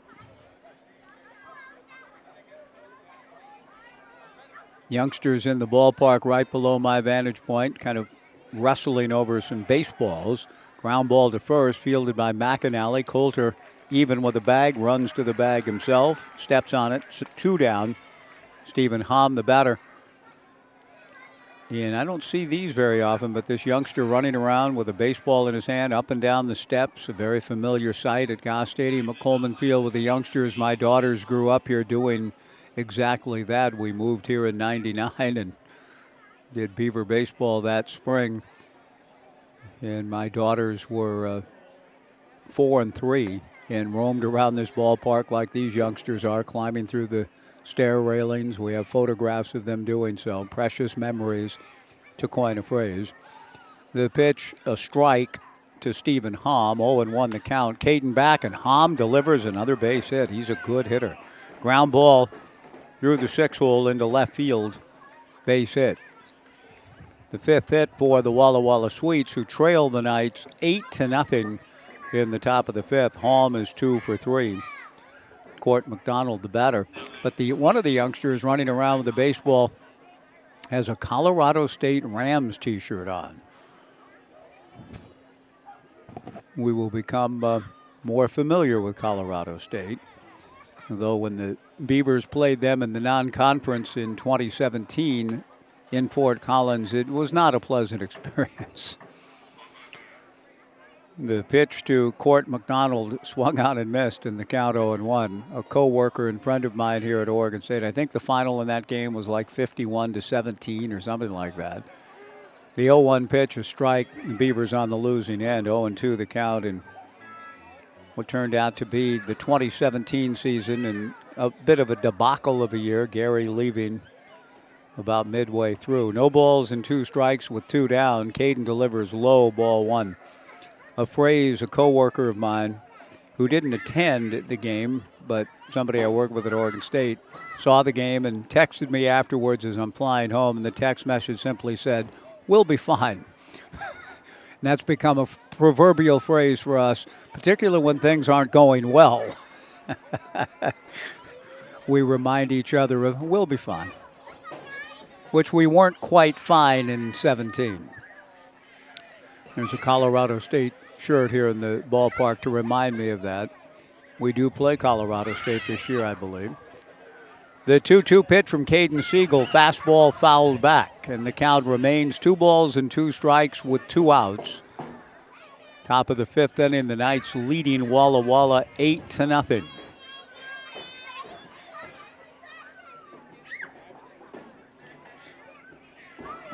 Coulter McAnally holding on Stephen Hom at first. The 2-2 pitch misses down and in. 3-2 the count. Caden was ahead 0-2. It's now 3-2. Hom will be running on the pitch. Coulter McAnally playing behind the bag. The left-hand hitting Court McDonald's awaits. The 3-2 pitch swung on and fouled back.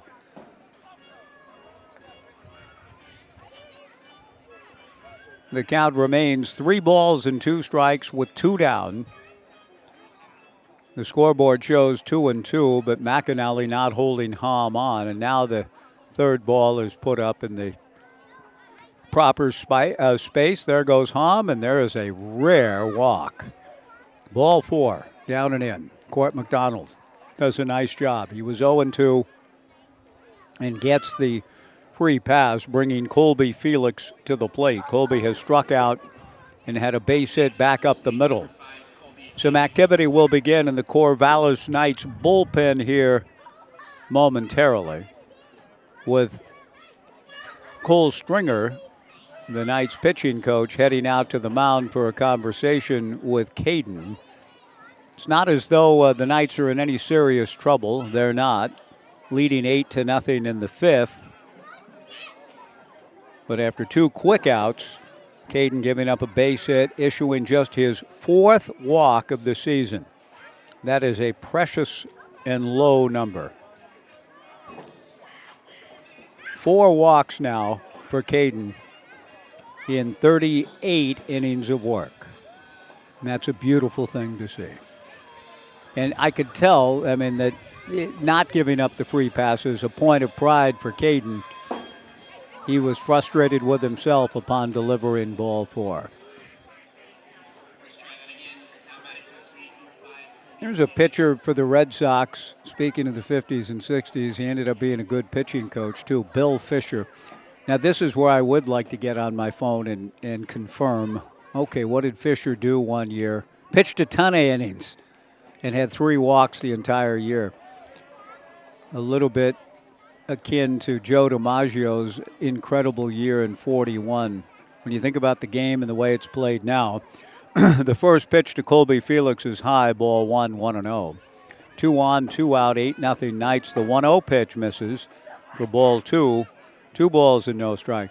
Joe came to the plate 620 times in 1941. 620 times in the year of his 56-game hitting streak. 620 plate appearances. He struck out 13 times. The 2-0 pitch, Caden misses again. Ball 3, 3-0. That is as astonishing an achievement, maybe, as for that. 13 walks, 13 strikeouts, and 620 at-bats in a powerful and amazing year for Joe D. The 3-0 pitch, a strike, with Colby Felix taking all the way in the count 3-1. But a pitcher by the name of Bill Fisher, one season, I don't remember the number of innings it was, I will look it up, but walked 3 in an entire season. Caden ready, the 3-1 pitch, a strike, and the count 3-2.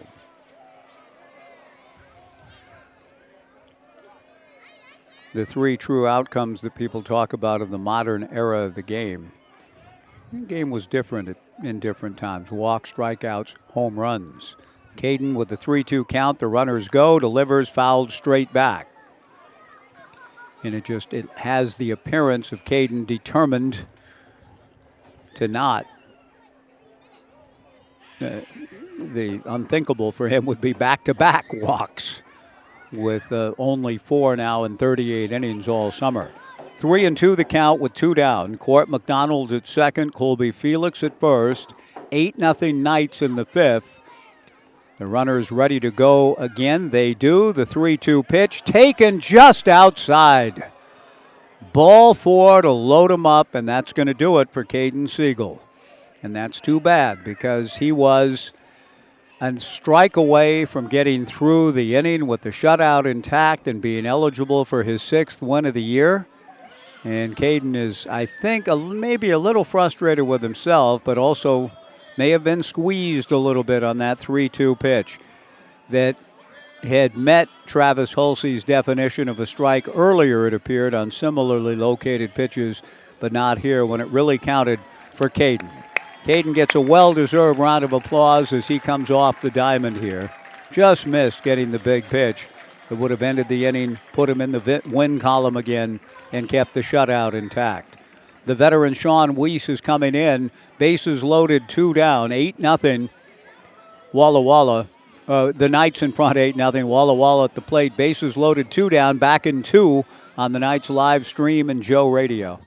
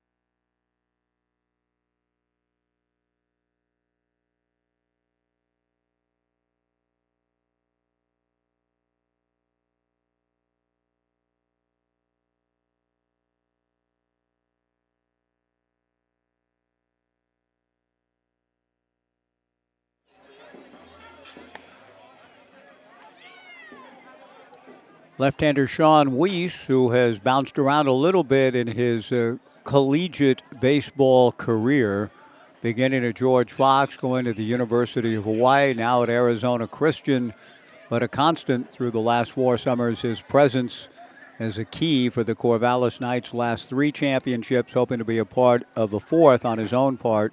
Comes in with the bases loaded, 2 down, facing left-hand hitting Joey Winters with the Knights leading 8-0, but Walla with an opportunity to play their way back into the game. Sean's first pitch misses low for ball 1. Sean's folks, Casey and Amy, will be here for 1 day for the ball game here Saturday against Bend, and then head back down to Arizona. Sean's 1-0 pitch misses for ball 2. 2 balls and no strikes. The Sweets, to be credited here, appearing to be almost hopelessly out of it, down 8-0 with 2 outs and nobody on. Have a base hit, back-to-back walks, the sack's full. 2-0 to Joey Winters, who's 0 for 2. Sean delivers a strike, and the count 2-1. Bill Fisher, by the way, I looked it up during the break, 84 1/3 consecutive innings with the Red Sox circa 1962 without issuing a walk in 84-plus innings in a row. The 2-1 pitch swung out and fouled back. 2 balls and 2 strikes with 2 outs, the bases loaded for the Walla Walla Sweets in the top of the 5th inning with some beautiful organ music, trying to inspire Sean and the Knights to get through this top of the 5th with the shutout intact.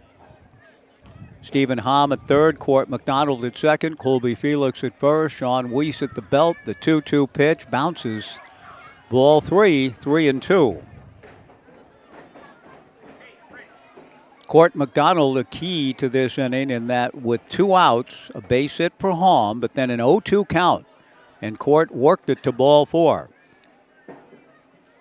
Another walk meant the end of the evening for Caden Siegel. Now the runner's ready to go again. Sean Weiss with a 3-2 pitch, lifted to right field and playable. Consarinia is there to make the catch. The inning is over. Sean Weiss, as he's done so often, does his job again. With the bases loaded and a 3-2 count, he delivers an out pitch. Consarinia grabs it. No runs charged on Caden Siegel's line. He just missed going long enough to get a win here this evening. We go to the bottom of the 5th. It remains the Knights 8, Walla Walla nothing. Back in 90 on Joe Radio.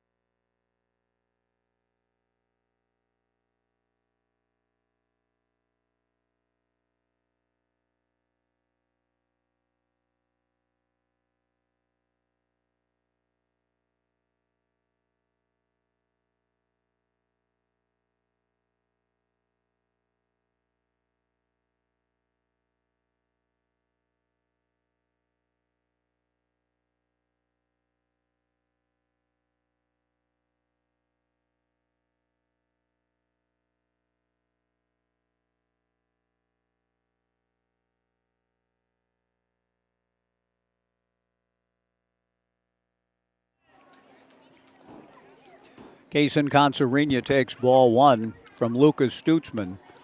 The 1-0 pitch hit foul off to the right of the plate and just behind the Sweets dugout. Hayden Driggs gives chase, comes up empty. 1-1 to Kaysen, who is 2 for 2. A couple of singles to left field and has scored 2 runs.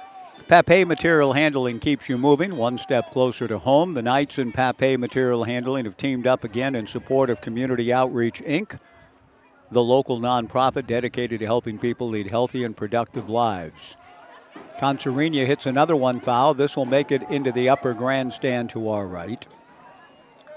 Thanks to Pape Material Handling, for every stolen base for the Knights again this season, Pape donates $15. The Knights donate $15 to Community Outreach, Inc.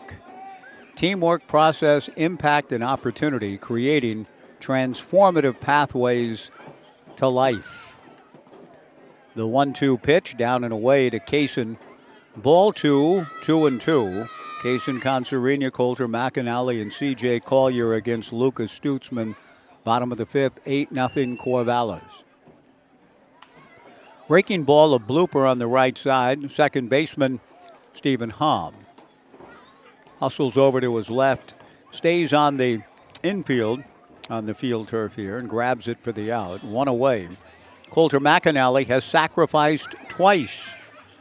He was aboard on an error in the second and ended up scoring. But he's been up twice and sacrificed twice, but in this situation can swing away with the bases empty and the Knights leading 8-0 in the fifth. Stutzman delivers, breaking ball pulled foul outside of third. No balls and one strike to Coulter. C.J. Collier on deck.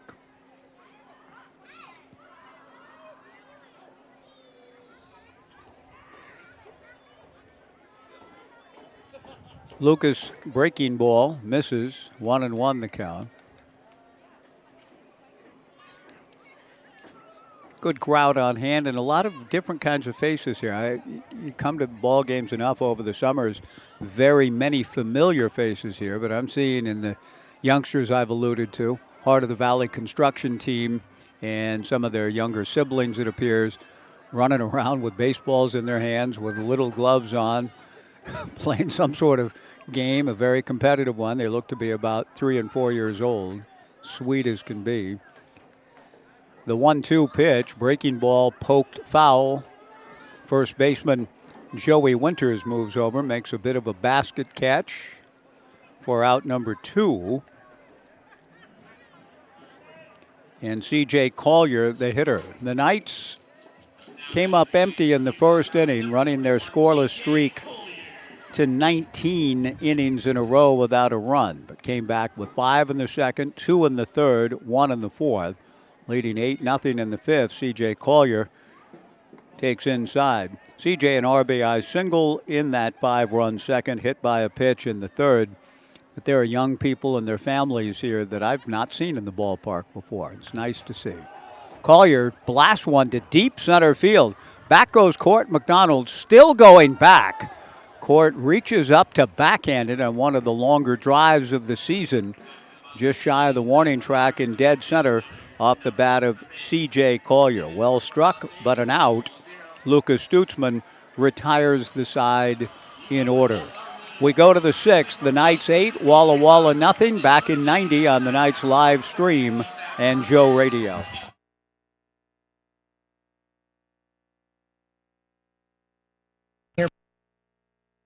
We want to say thank you. Thank you to our community for choosing us to connect you to many destinations, other cultures, your families, and friends. Thank you to our dedicated and professional staff for ensuring the airport experience is excellent. And thank you to local residents and businesses for making us who we are. We are proud to serve you, our region, and beyond. Together, we continue to grow and thrive. Thank you for flying local and for flying EUG. News that you can trust. Subscribe to the Gazette Times, your go-to source for in-depth journalism and breaking news. From local stories that impact your community to consistent updates to your viewers and Knights, the Gazette Times has it all. For only $1 for 3 months, enjoy unlimited access to our e-edition, unlimited articles on GazetteTimes.com and our mobile app, and free access to newspapers.com archives. Subscribe today and join the Gazette Times community.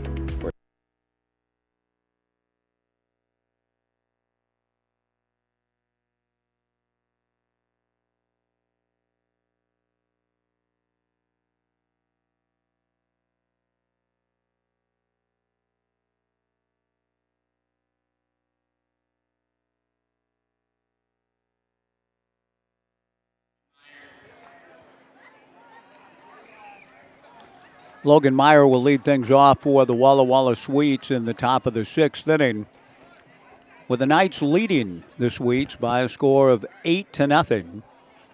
Logan is hit back to the box and fouled out. Sean Weiss to the plate.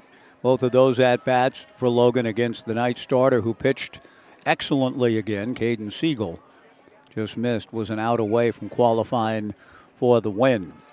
First pitch missing, 1-0 the count. Sean came on with the bases loaded last inning, got the final out, delivers a fastball for a strike. The count 1 ball and 1 strike. Walla Walla with a tremendous baseball tradition in the city of Walla Walla. The 1-1 pitch on the way to Sean Weiss. Outside, ball 2, 2-1. And has the distinction of making the Jolson story, you know, the movie biography showing scrapbooks, newspapers of the travels of the stars. The 2-1 pitch hit foul towards Urchin Alley in the count 2-2. Ball actually hit the facade of the Omaha Room and bounces back into the lower grandstand. And the wonderful song that I heard so often in my youth and played in other pregame shows, "Let's go, batter up. We're off to get a ticket." They're here from Walla Walla, Washington to Kalamazoo. It's a beautiful day for a ball game. You know the tune. The 2-2 pitch from Sean misses low, ball 3, 3-2. So I've been hearing about Walla Walla since I was 7 on those Dodger pregame shows. It's a beautiful day for a ball game today. 3-2 the count. Sean back to the plate. Fastball, a line drive to center. Blake Wilson is there. Makes the catch. 1 away. J.J. Moran will be the hitter.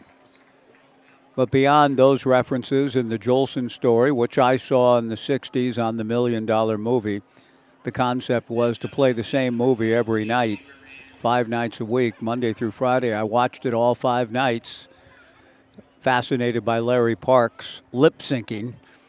And thus we had to buy records for Al Jolson so I could practice my lip syncing to Rockabye Your Baby and Sonny Boy, Sweet 16, and Mammy, and so many others, Avalon. I knew every Jolie tune, I think, sitting on top of the world.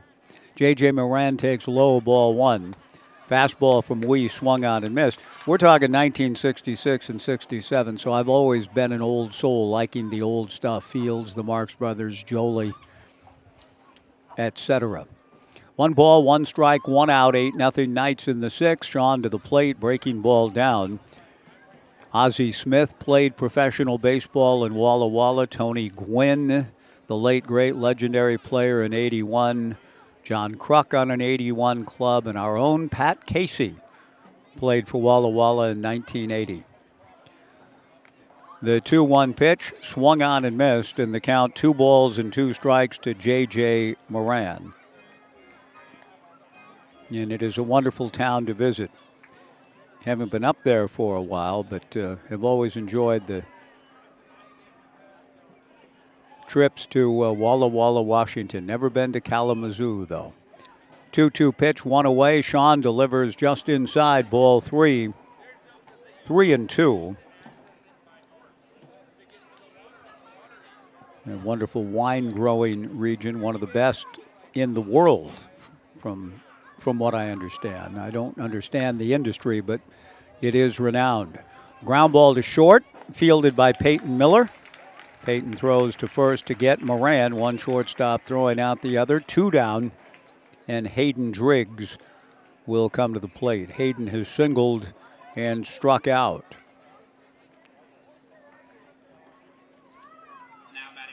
If you live or work in one of 24 Western or Central Oregon counties, then you're entitled to membership privileges in the full financial services of Oregon State Credit Union. You can join online at OregonStateCU.com or at one of their 15 branches.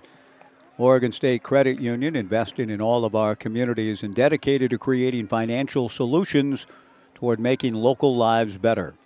Hayden takes a strike, 0-1 the count. Sean's 0-1 pitch, strike 2. 0-2 to Hayden Driggs. Top of the 6th inning. 8-0 Knights. Driggs out of St. Mary's College.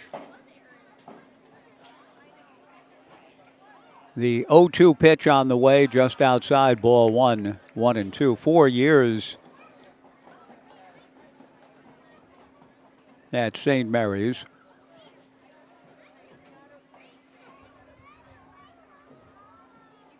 One ball, 2 strikes, 2 down. Sean delivers, breaking ball taken, strike 3 called. Sean has retired all 4 batters that he's faced, a 1-2-3 frame. We go to the bottom of the 6th inning. The Knights 8 and Walla Walla, as the PA announcer just said, and I still marvel over usage in life of things. It's 8-0, not 8-0, 0-0. We live in an age of 0 runs, 0 hit. I grew up, no runs, no hits, no errors, nobody left.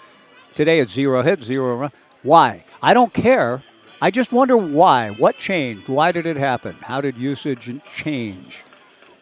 It is the Knights 8 and Walla Walla 0 as we go to the bottom of the 6th. Back in 90 on the Knights live stream and Joe Radio.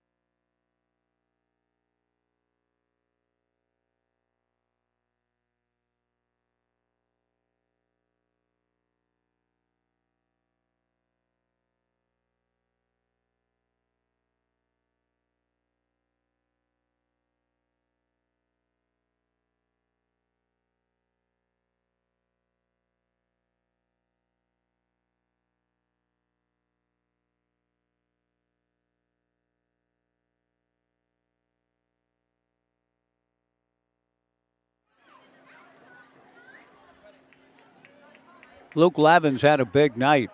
The left-hand hitting catcher doubled home a run in the second, singled home 2 runs in the third. The Knights lead at 8-0 in the bottom of the 6th. Luke swings at Lucas Stutzman's first pitch and pulls it foul past Coach Nags. Coach Nags chases it way down the right field line and now tosses the ball up into the stands and now is returning to his post. The strike 1 pitch missing to Luke. Stutzman to the plate. The 1-1 pitch is inside. Ball 2. 2-1. Luke Lavin, Peyton Miller, Thomas Ferragaro. Bottom of the 6th. 8 runs, 9 hits for the Knights. Stutzman delivers high. Ball 3. Lucas has retired 6 straight Knights hitters, but he's behind a Luke Lavin 3-1. The right-hander kicks and delivers and misses. Ball 4. A leadoff free pass to Luke. Peyton Miller, the hitter. Peyton grounded out in the second, but it produced a run in the Knights' 5-run second inning. Peyton grounded into a double play in the third.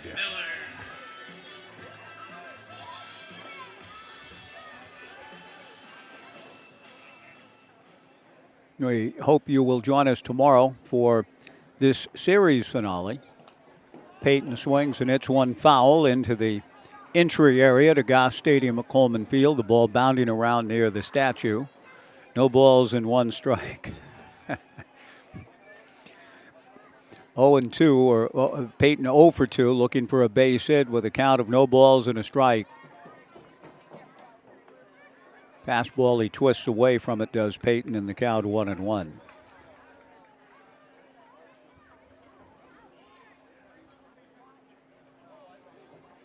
Luke Lavin at first with the leadoff walk, held on by Joey Winters.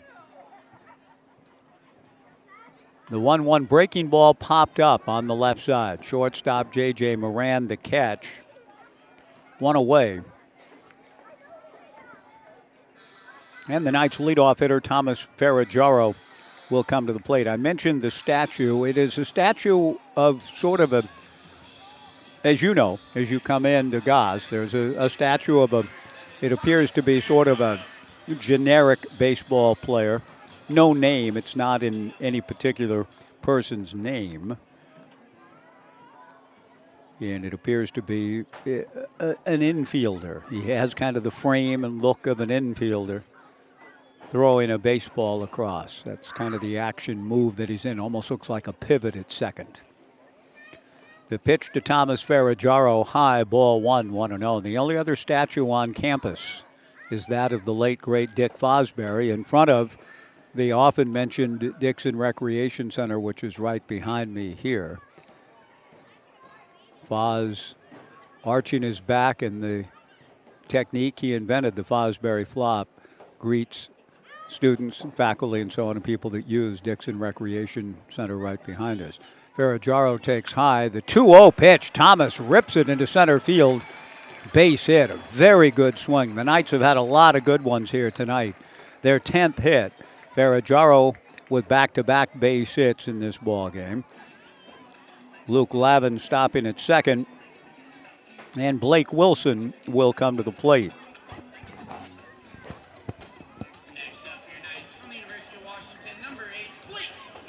Boz winning the gold in '68. Our own Jade Carey, part of a gold medal winning effort. Congratulations to the U.S. women's gymnastics team and Jade Carey's role in it.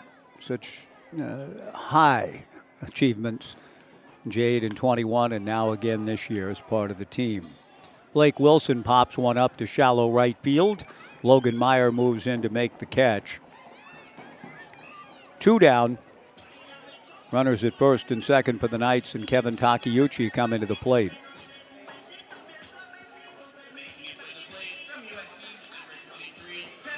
When I mentioned Willie, I haven't been to Oracle Park for a long time, but they've got a lot of statues, right? It almost feels like visiting old Rome, going through the Forum and elsewhere, which I was honored to do with my daughter Lydia 2 summers ago. Right at the end of the Knights championship season, we went abroad.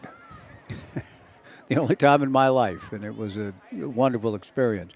They like their statues there. The pitch to Takeuchi, high, ball 1-0. Oracle Park does too. I haven't been there in a long time, but don't they have the two, Willie McCovey, Willie Mays? I think they have Orlando Cepeda and Juan Marichal. A pop-up to right field, I think. Any of you Giants fans who know, please let me know. But I think there's a bunch of statues around there, and I think we're going to get one more here someday, and we probably should. My daughter Ellie thinks that the statue in front of Goss Stadium is of Pat Casey. Perhaps there could and should be one for Pat someday here. The Knights are gone in the 6th inning. Logan Meyer catching the fly ball off the bat of Kevin Takeuchi. No runs, a hit, 2 left. We go to the 7th. The Knights 8 and Walla Walla nothing. Back in 90 on the Knights live stream and Joe Radio.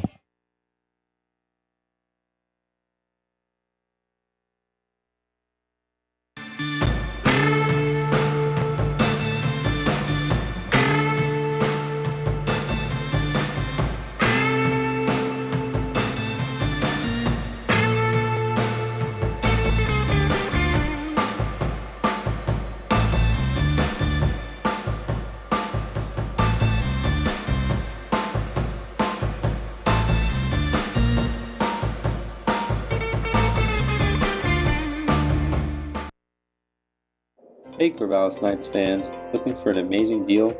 Come down to Wilson Motors.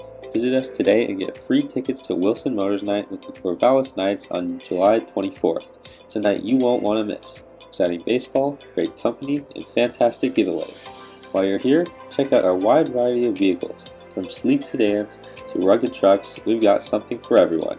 Wilson Motors, your one-stop shop for unbeatable deals and unforgettable nights. Hurry in and score your tickets today at Wilson Motors on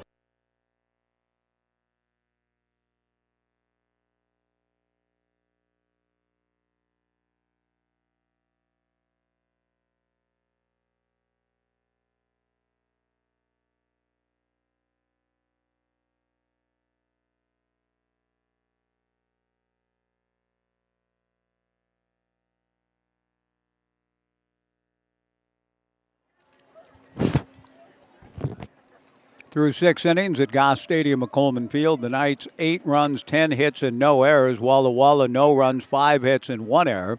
Top of the 7th inning. The first pitch delivered by Sean Weiss produces a slow roller to the second baseman, Kevin Takeuchi. Kevin fields and fires and gets Mason Millar out. Mason 0 for 3. Grounds out on the first pitch of the 7th. David Miza, the hitter, is singled to center and grounded to first. Sean has retired all 5 batters that he's faced. Delivers a fastball for a strike to Miza. 0-1 the count. It has been a strange kind of summer without Casey and Amy Weiss to my immediate left, as they have been over the last 3 summers at virtually every Knights home game. The strike 1 pitch is in there for strike 2. Sean's parents, Gary and Sylvia, have been here often since Sean rejoined the club, seeking a 4th straight championship on his part with the Knights. The strike 2 pitch, breaking ball down, and the count 1-2. But Casey and Amy are making a 1-day trip in here this Saturday they're down now in Arizona. Sean's going to Arizona Christian. They've relocated from Canby to Arizona. A blooping fly ball into shallow left field. This will drop in front of C.J. Collier for a base hit. David Miza with his second hit. Stephen Hom, who has 2 hits, will come to the plate. But I'm glad to know that it's a quick trip.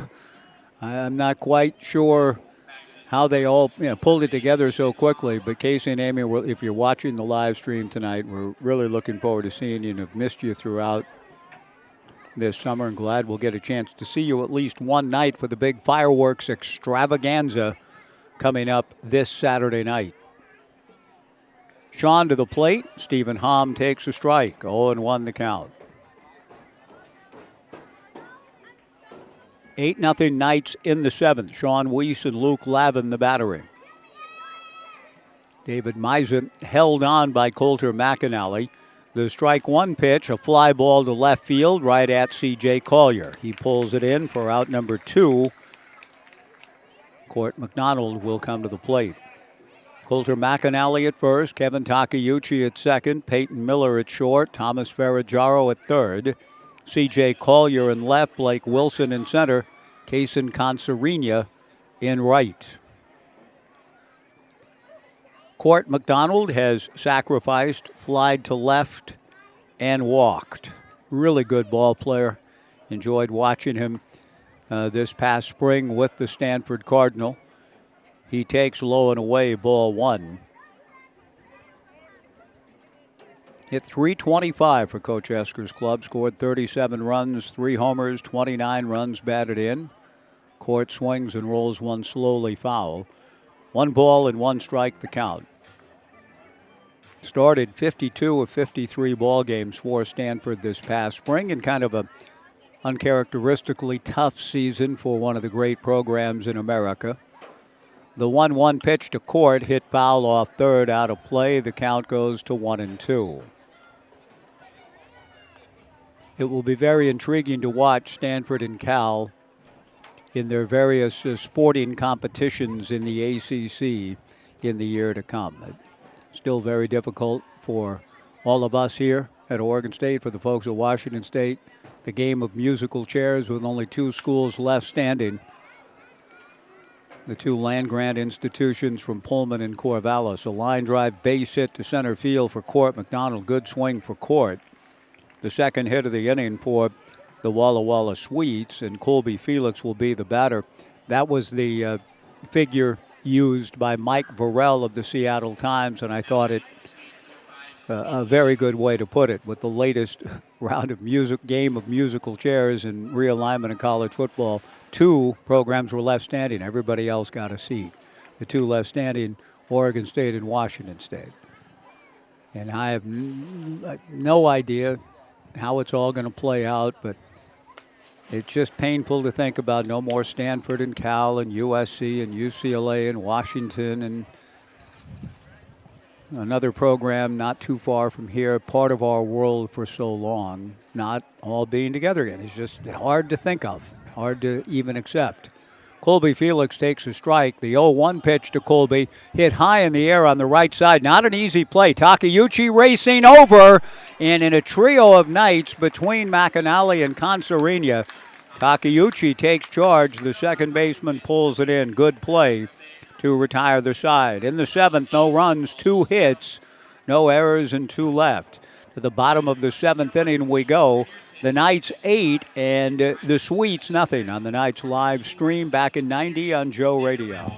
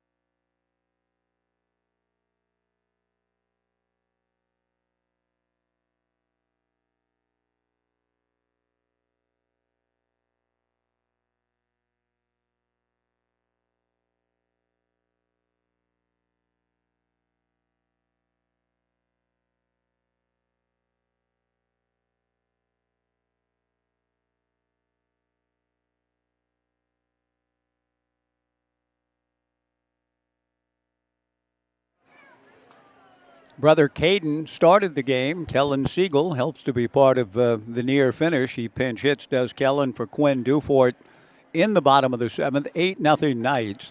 Kellen turns on a strike 1 pitch and blasts it to deep left field. If it's fair, it's gone. It is fair off the foul pole. So long. Kellen Siegel. A pinch hit. Leadoff home run in the bottom of the 7th. The Knights lead it 9-0.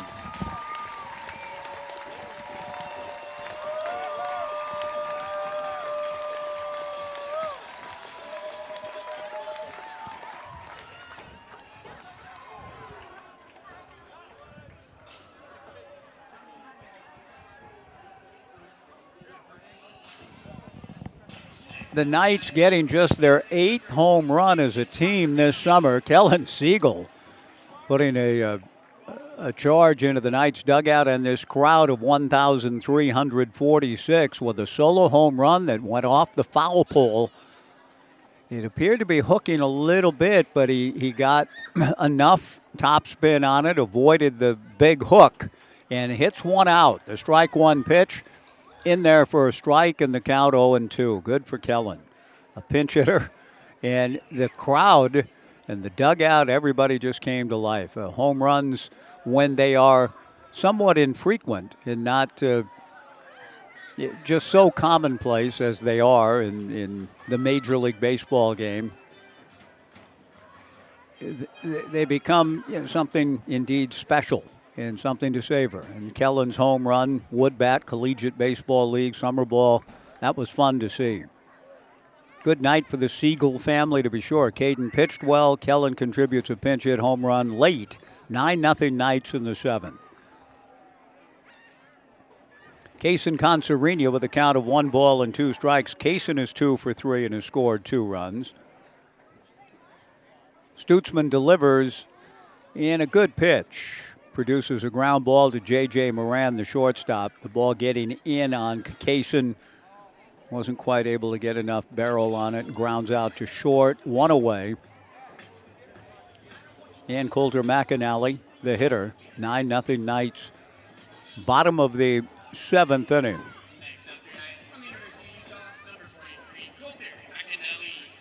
$1,346 is indeed the crowd tonight. The pitch to Coulter, taken down and away, ball 1, 1-0.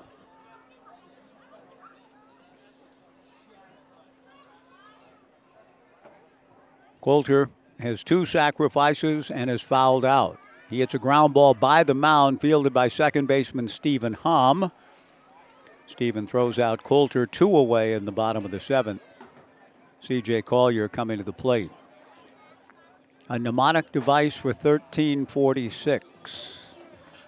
Well, 2 years later, the world got shaken in one of the, I think as Charles Williams said, it was such a cataclysmic event, the plague of 1348 that hit then. Fastball to C.J. high and inside, ball 1. With nearly a quarter of the population of Europe perishing. As William said, it's an event from which the Earth, humanity, hasn't fully recovered. That's a catastrophic event to be sure. The 1-0 pitch missing down and away, ball 2, and it was so 1346 puts me in mind of 1348. 2 balls and no strikes to Collier. 9-0 Knights, bottom of the 7th. Stutzman delivers outside. Connie Willis has a book called, what is it? The Doomsday Book, about time travel and researchers and time travelers. And according to the novel, it'll be commonplace come like 2036. The pitch to Collier, a strike, and the count 3-1. Connie, a good science fiction writer. 3 balls and a strike to C.J. Collier, who takes high for ball 4, drawing the 2-out walk. Luke Lavin will come to the plate.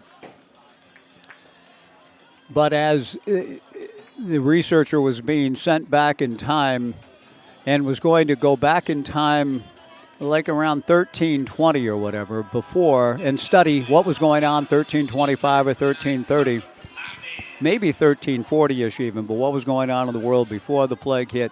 And as the plot develops, spoiler alert, they got the dials mixed up, somehow not properly coded, and she was sent to 1348. Luke Lavin, a high drive to deep right field. Back on the ball goes Logan Meyer on the warning track just below the scoreboard, emblazoned with Luke's mug and Old Timers Night on it, makes the catch at the fence to retire the side. Luke Lavin has had a good ball game, and he just missed a 2-run home run.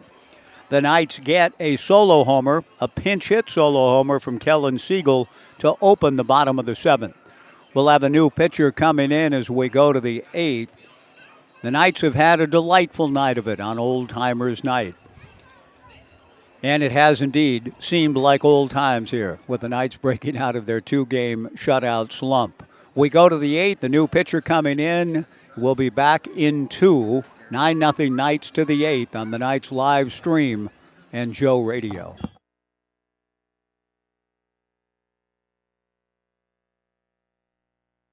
Airport, we want to say thank you. Thank you to our community for choosing us to connect you to many destinations, other cultures, your families, and friends. Thank you to our dedicated and professional staff for ensuring the airport experience is excellent. And thank you to local residents and businesses for making us who we are. We are proud to serve you, our region, and beyond. Together, we continue to grow and thrive. Thank you for flying local and for flying EUG. Knights fans, looking for an amazing deal? Come down to Wilson Motors. Visit us today and get free tickets to Wilson Motors Night with the Corvallis Knights on July 24th. It's a night you won't want to miss. Exciting baseball, great company, and fantastic giveaways. While you're here, check out our wide variety of vehicles. From sleek sedans to rugged trucks, we've got something for everyone. Wilson Motors, the one-stop shop for unbeatable deals and unforgettable nights. hurry in and score your tickets today at Wilson Motors on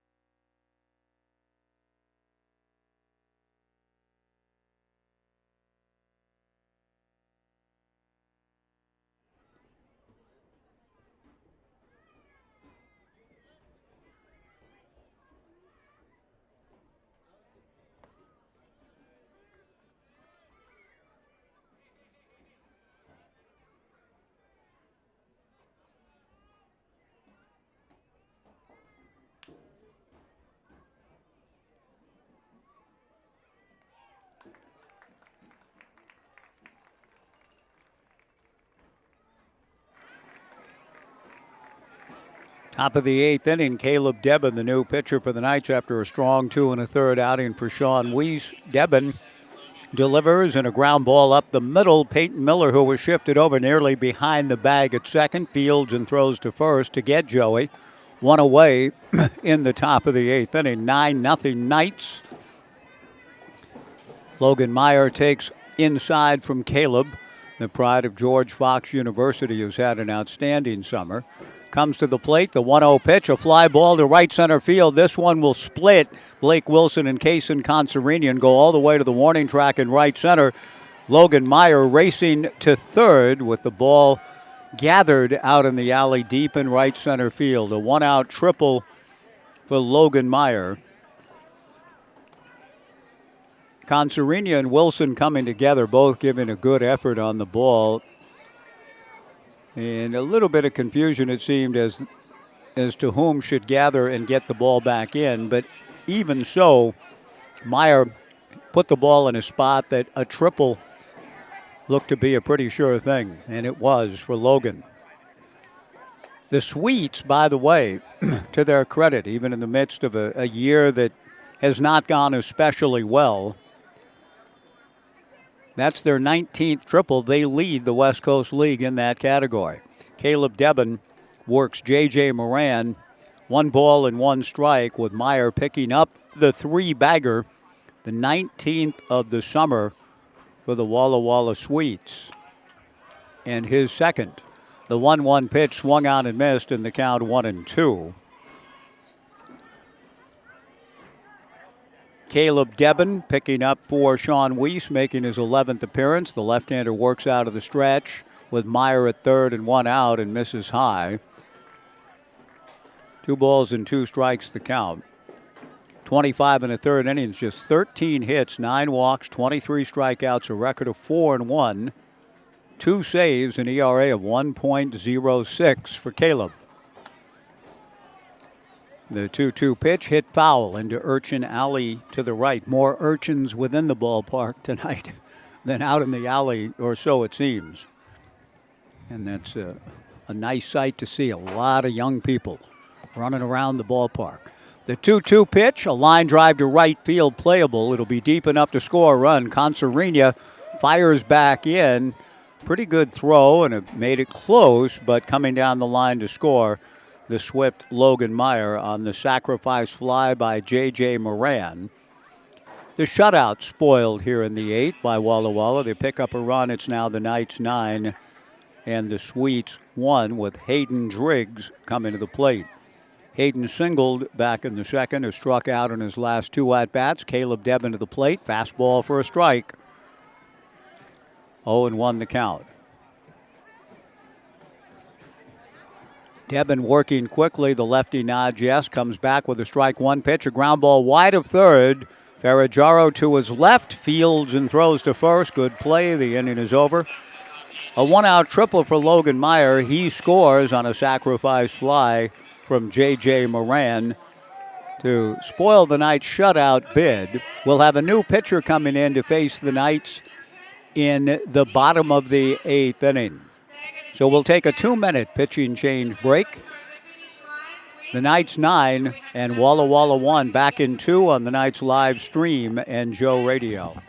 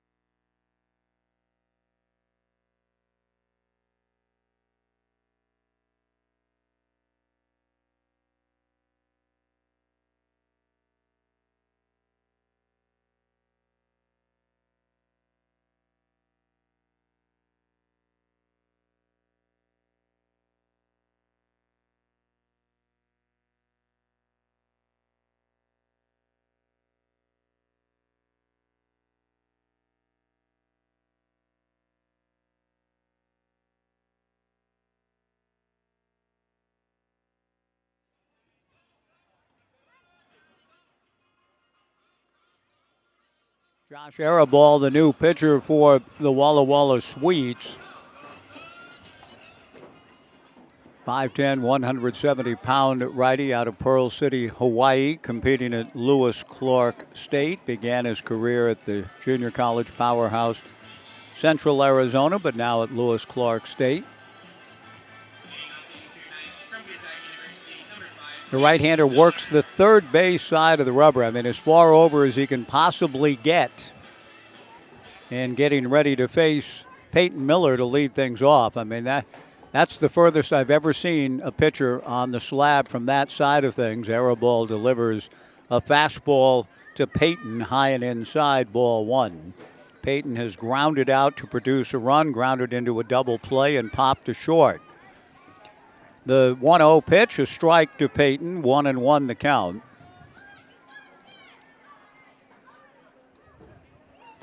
Arabal making his 12th appearance. He's made 6 starts. Kicks and delivers a breaking ball low, ball 2, 2-1. 27 2/3 innings, 34 hits, 16 walks, 40 strikeouts in his 27 2/3. 0-4 with an ERA of 4.88. Delivers a 2-1 pitch, a strike. 2-2 the count. Taylor and Delaney both coming up at the same time to find out who our Washington Park Advisors Player of the Game choice. I shall tell them both here in a moment. A comebacker fielded by Arabal, tosses to first to get Peyton Miller. One away, and Thomas Ferraggiaro, the batter, Luke Lavin. Luke Lavin, thank you. Caden Siegel had a strong argument, as did Sean Weiss for his work. But Luke, with 3 RBIs and nearly had a 2-run home run in his last at-bat, has called and caught a good game. Luke, the Washington Park Advisors Player of the Game. Thomas Ferraggiaro, the hitter. Thomas takes high and away, ball 1, 1-0. 1 out, nobody on, bottom of the 8th. 9-1 Knights. Luke Arabal throws hard. The right-hander kicks and comes to the plate. Off speed, swung on and missed. 1-1 to Thomas Ferraggiaro, who's had a good ball game. He's wielded the leather impressively and is 2 for 4 with a run scored and a run batted in. He takes the 1-1 pitch from Arabal away, ball 2, 2-1.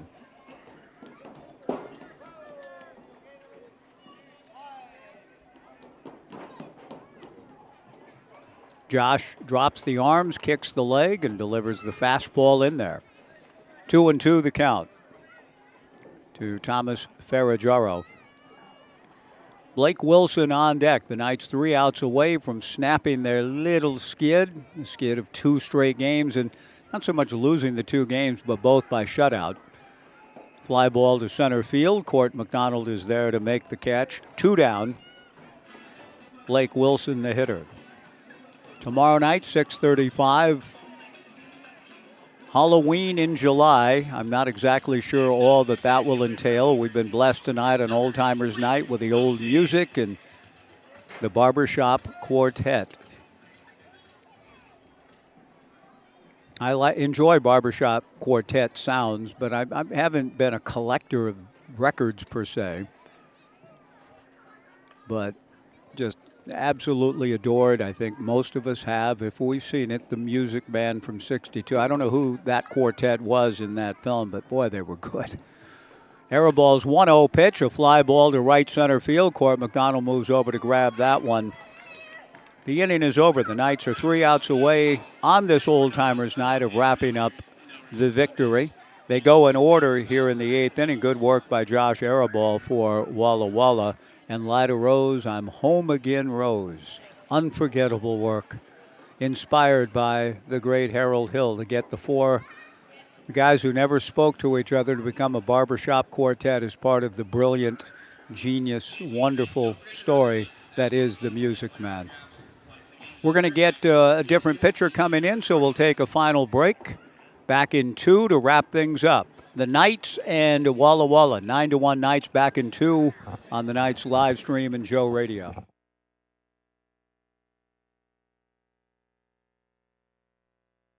It's news that you can trust. Subscribe to the Gazette-Times, your go-to source for in-depth journalism and breaking news. From local stories that impact your community to consistent updates to your Beavers and Knights, the Gazette-Times has it all. For only $1 for 3 months, enjoy unlimited access to our e-edition, unlimited articles on GazetteTimes.com and our mobile app, and free access to newspapers.com archives. Subscribe today and join the Gazette-Times community. Knights fans, looking for an amazing deal? Come down to Wilson Motors. Visit us today and get free tickets to Wilson Motors Night with the Corvallis Knights on July 24th. It's a night you won't want to miss. Exciting baseball, great company, and fantastic giveaways. While you're here, check out our wide variety of vehicles. From sleek sedans to rugged trucks, we've got something for everyone. Wilson Motors, the one-stop shop for unbeatable deals and unforgettable nights. Hurry in and score your tickets today at Wilson Motors on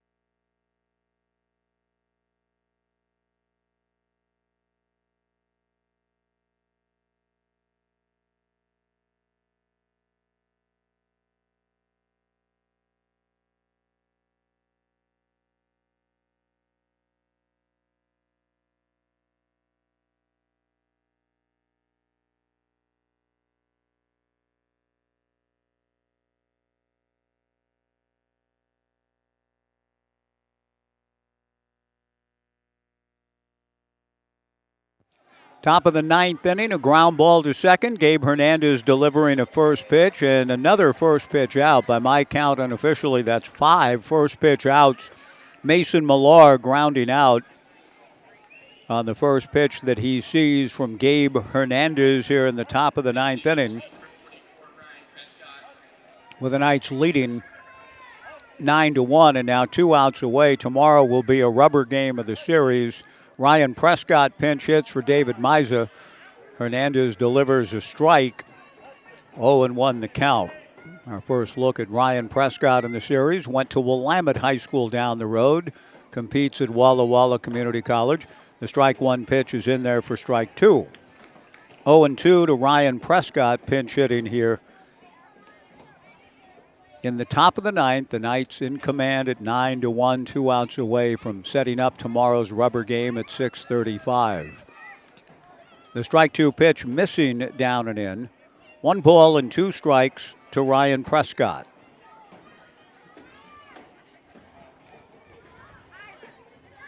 Fastball, good one from Gabe. Swung on and missed. Strike 3, 2 down.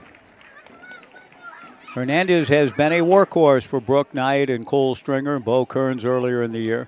This is his 18th appearance, which leads the team.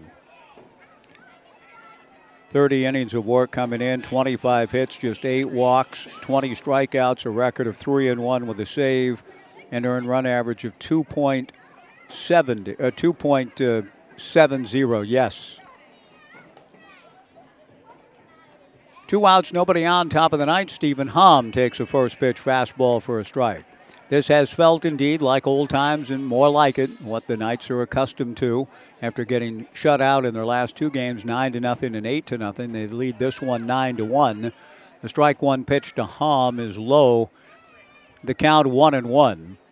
Stephen 2 for 4. 9 runs, 11 hits, no errors for the Knights. A run, 8 hits, and an error for Walla. Hom takes outside, and the count 2-1. Tomorrow night, 6:35 to settle the series. Walla took the rubber game in beautiful Walla earlier this year, back in July, earlier this month, I should say, just before the All-Star break, winning the last 2 games of the series. The Knights hoping to return the favor here in Corvallis. The pitch to Hom, foul to the right and out of play. Hernandez and the Knights a strike away. The 2-2 pitch swung on, foul tipped, and Luke not quite able to hang on. The count remains 2 balls and 2 strikes. Gabe looks fast and loose as he comes in for the 18th time this summer. 2 balls, 2 strikes, 2 outs. Gabe delivers. Breaking ball, a fly ball to right field, a base hit. A one-hopper. Concerina, who has that big arm, fielded the ball on a hop and thought about throwing to Coulter McAnally. I like the competitiveness in him. He wanted to try to make a play at first, but Stephen Hom gets his 3rd hit. He's a good ball player. As is the next hitter, Court McDonald, who sacrificed fly to left, walked, single to center. He drives this one to deep left field, but C.J. Collier finds it, goes back, and makes the catch to retire the side and end the game and give the Knights a win that they really felt they needed to get after getting shut out in each of the last 2 games. The Knights come back in a big way tonight and defeat the Walla Walla Sweets by a final score of 9-1. Luke Lavin with a big ball game back of the plate. He had 3 runs batted in and a double and just missed a home run. Caden Siegel pitched very well. And a pinch hit home run by Kellen Siegel among the highlights in a good game for the Knights, who scored 5 runs in the second to break a 19-inning scoreless streak and go on to win by a final score of 9-1 to set up tomorrow night's rubber game at 6:35.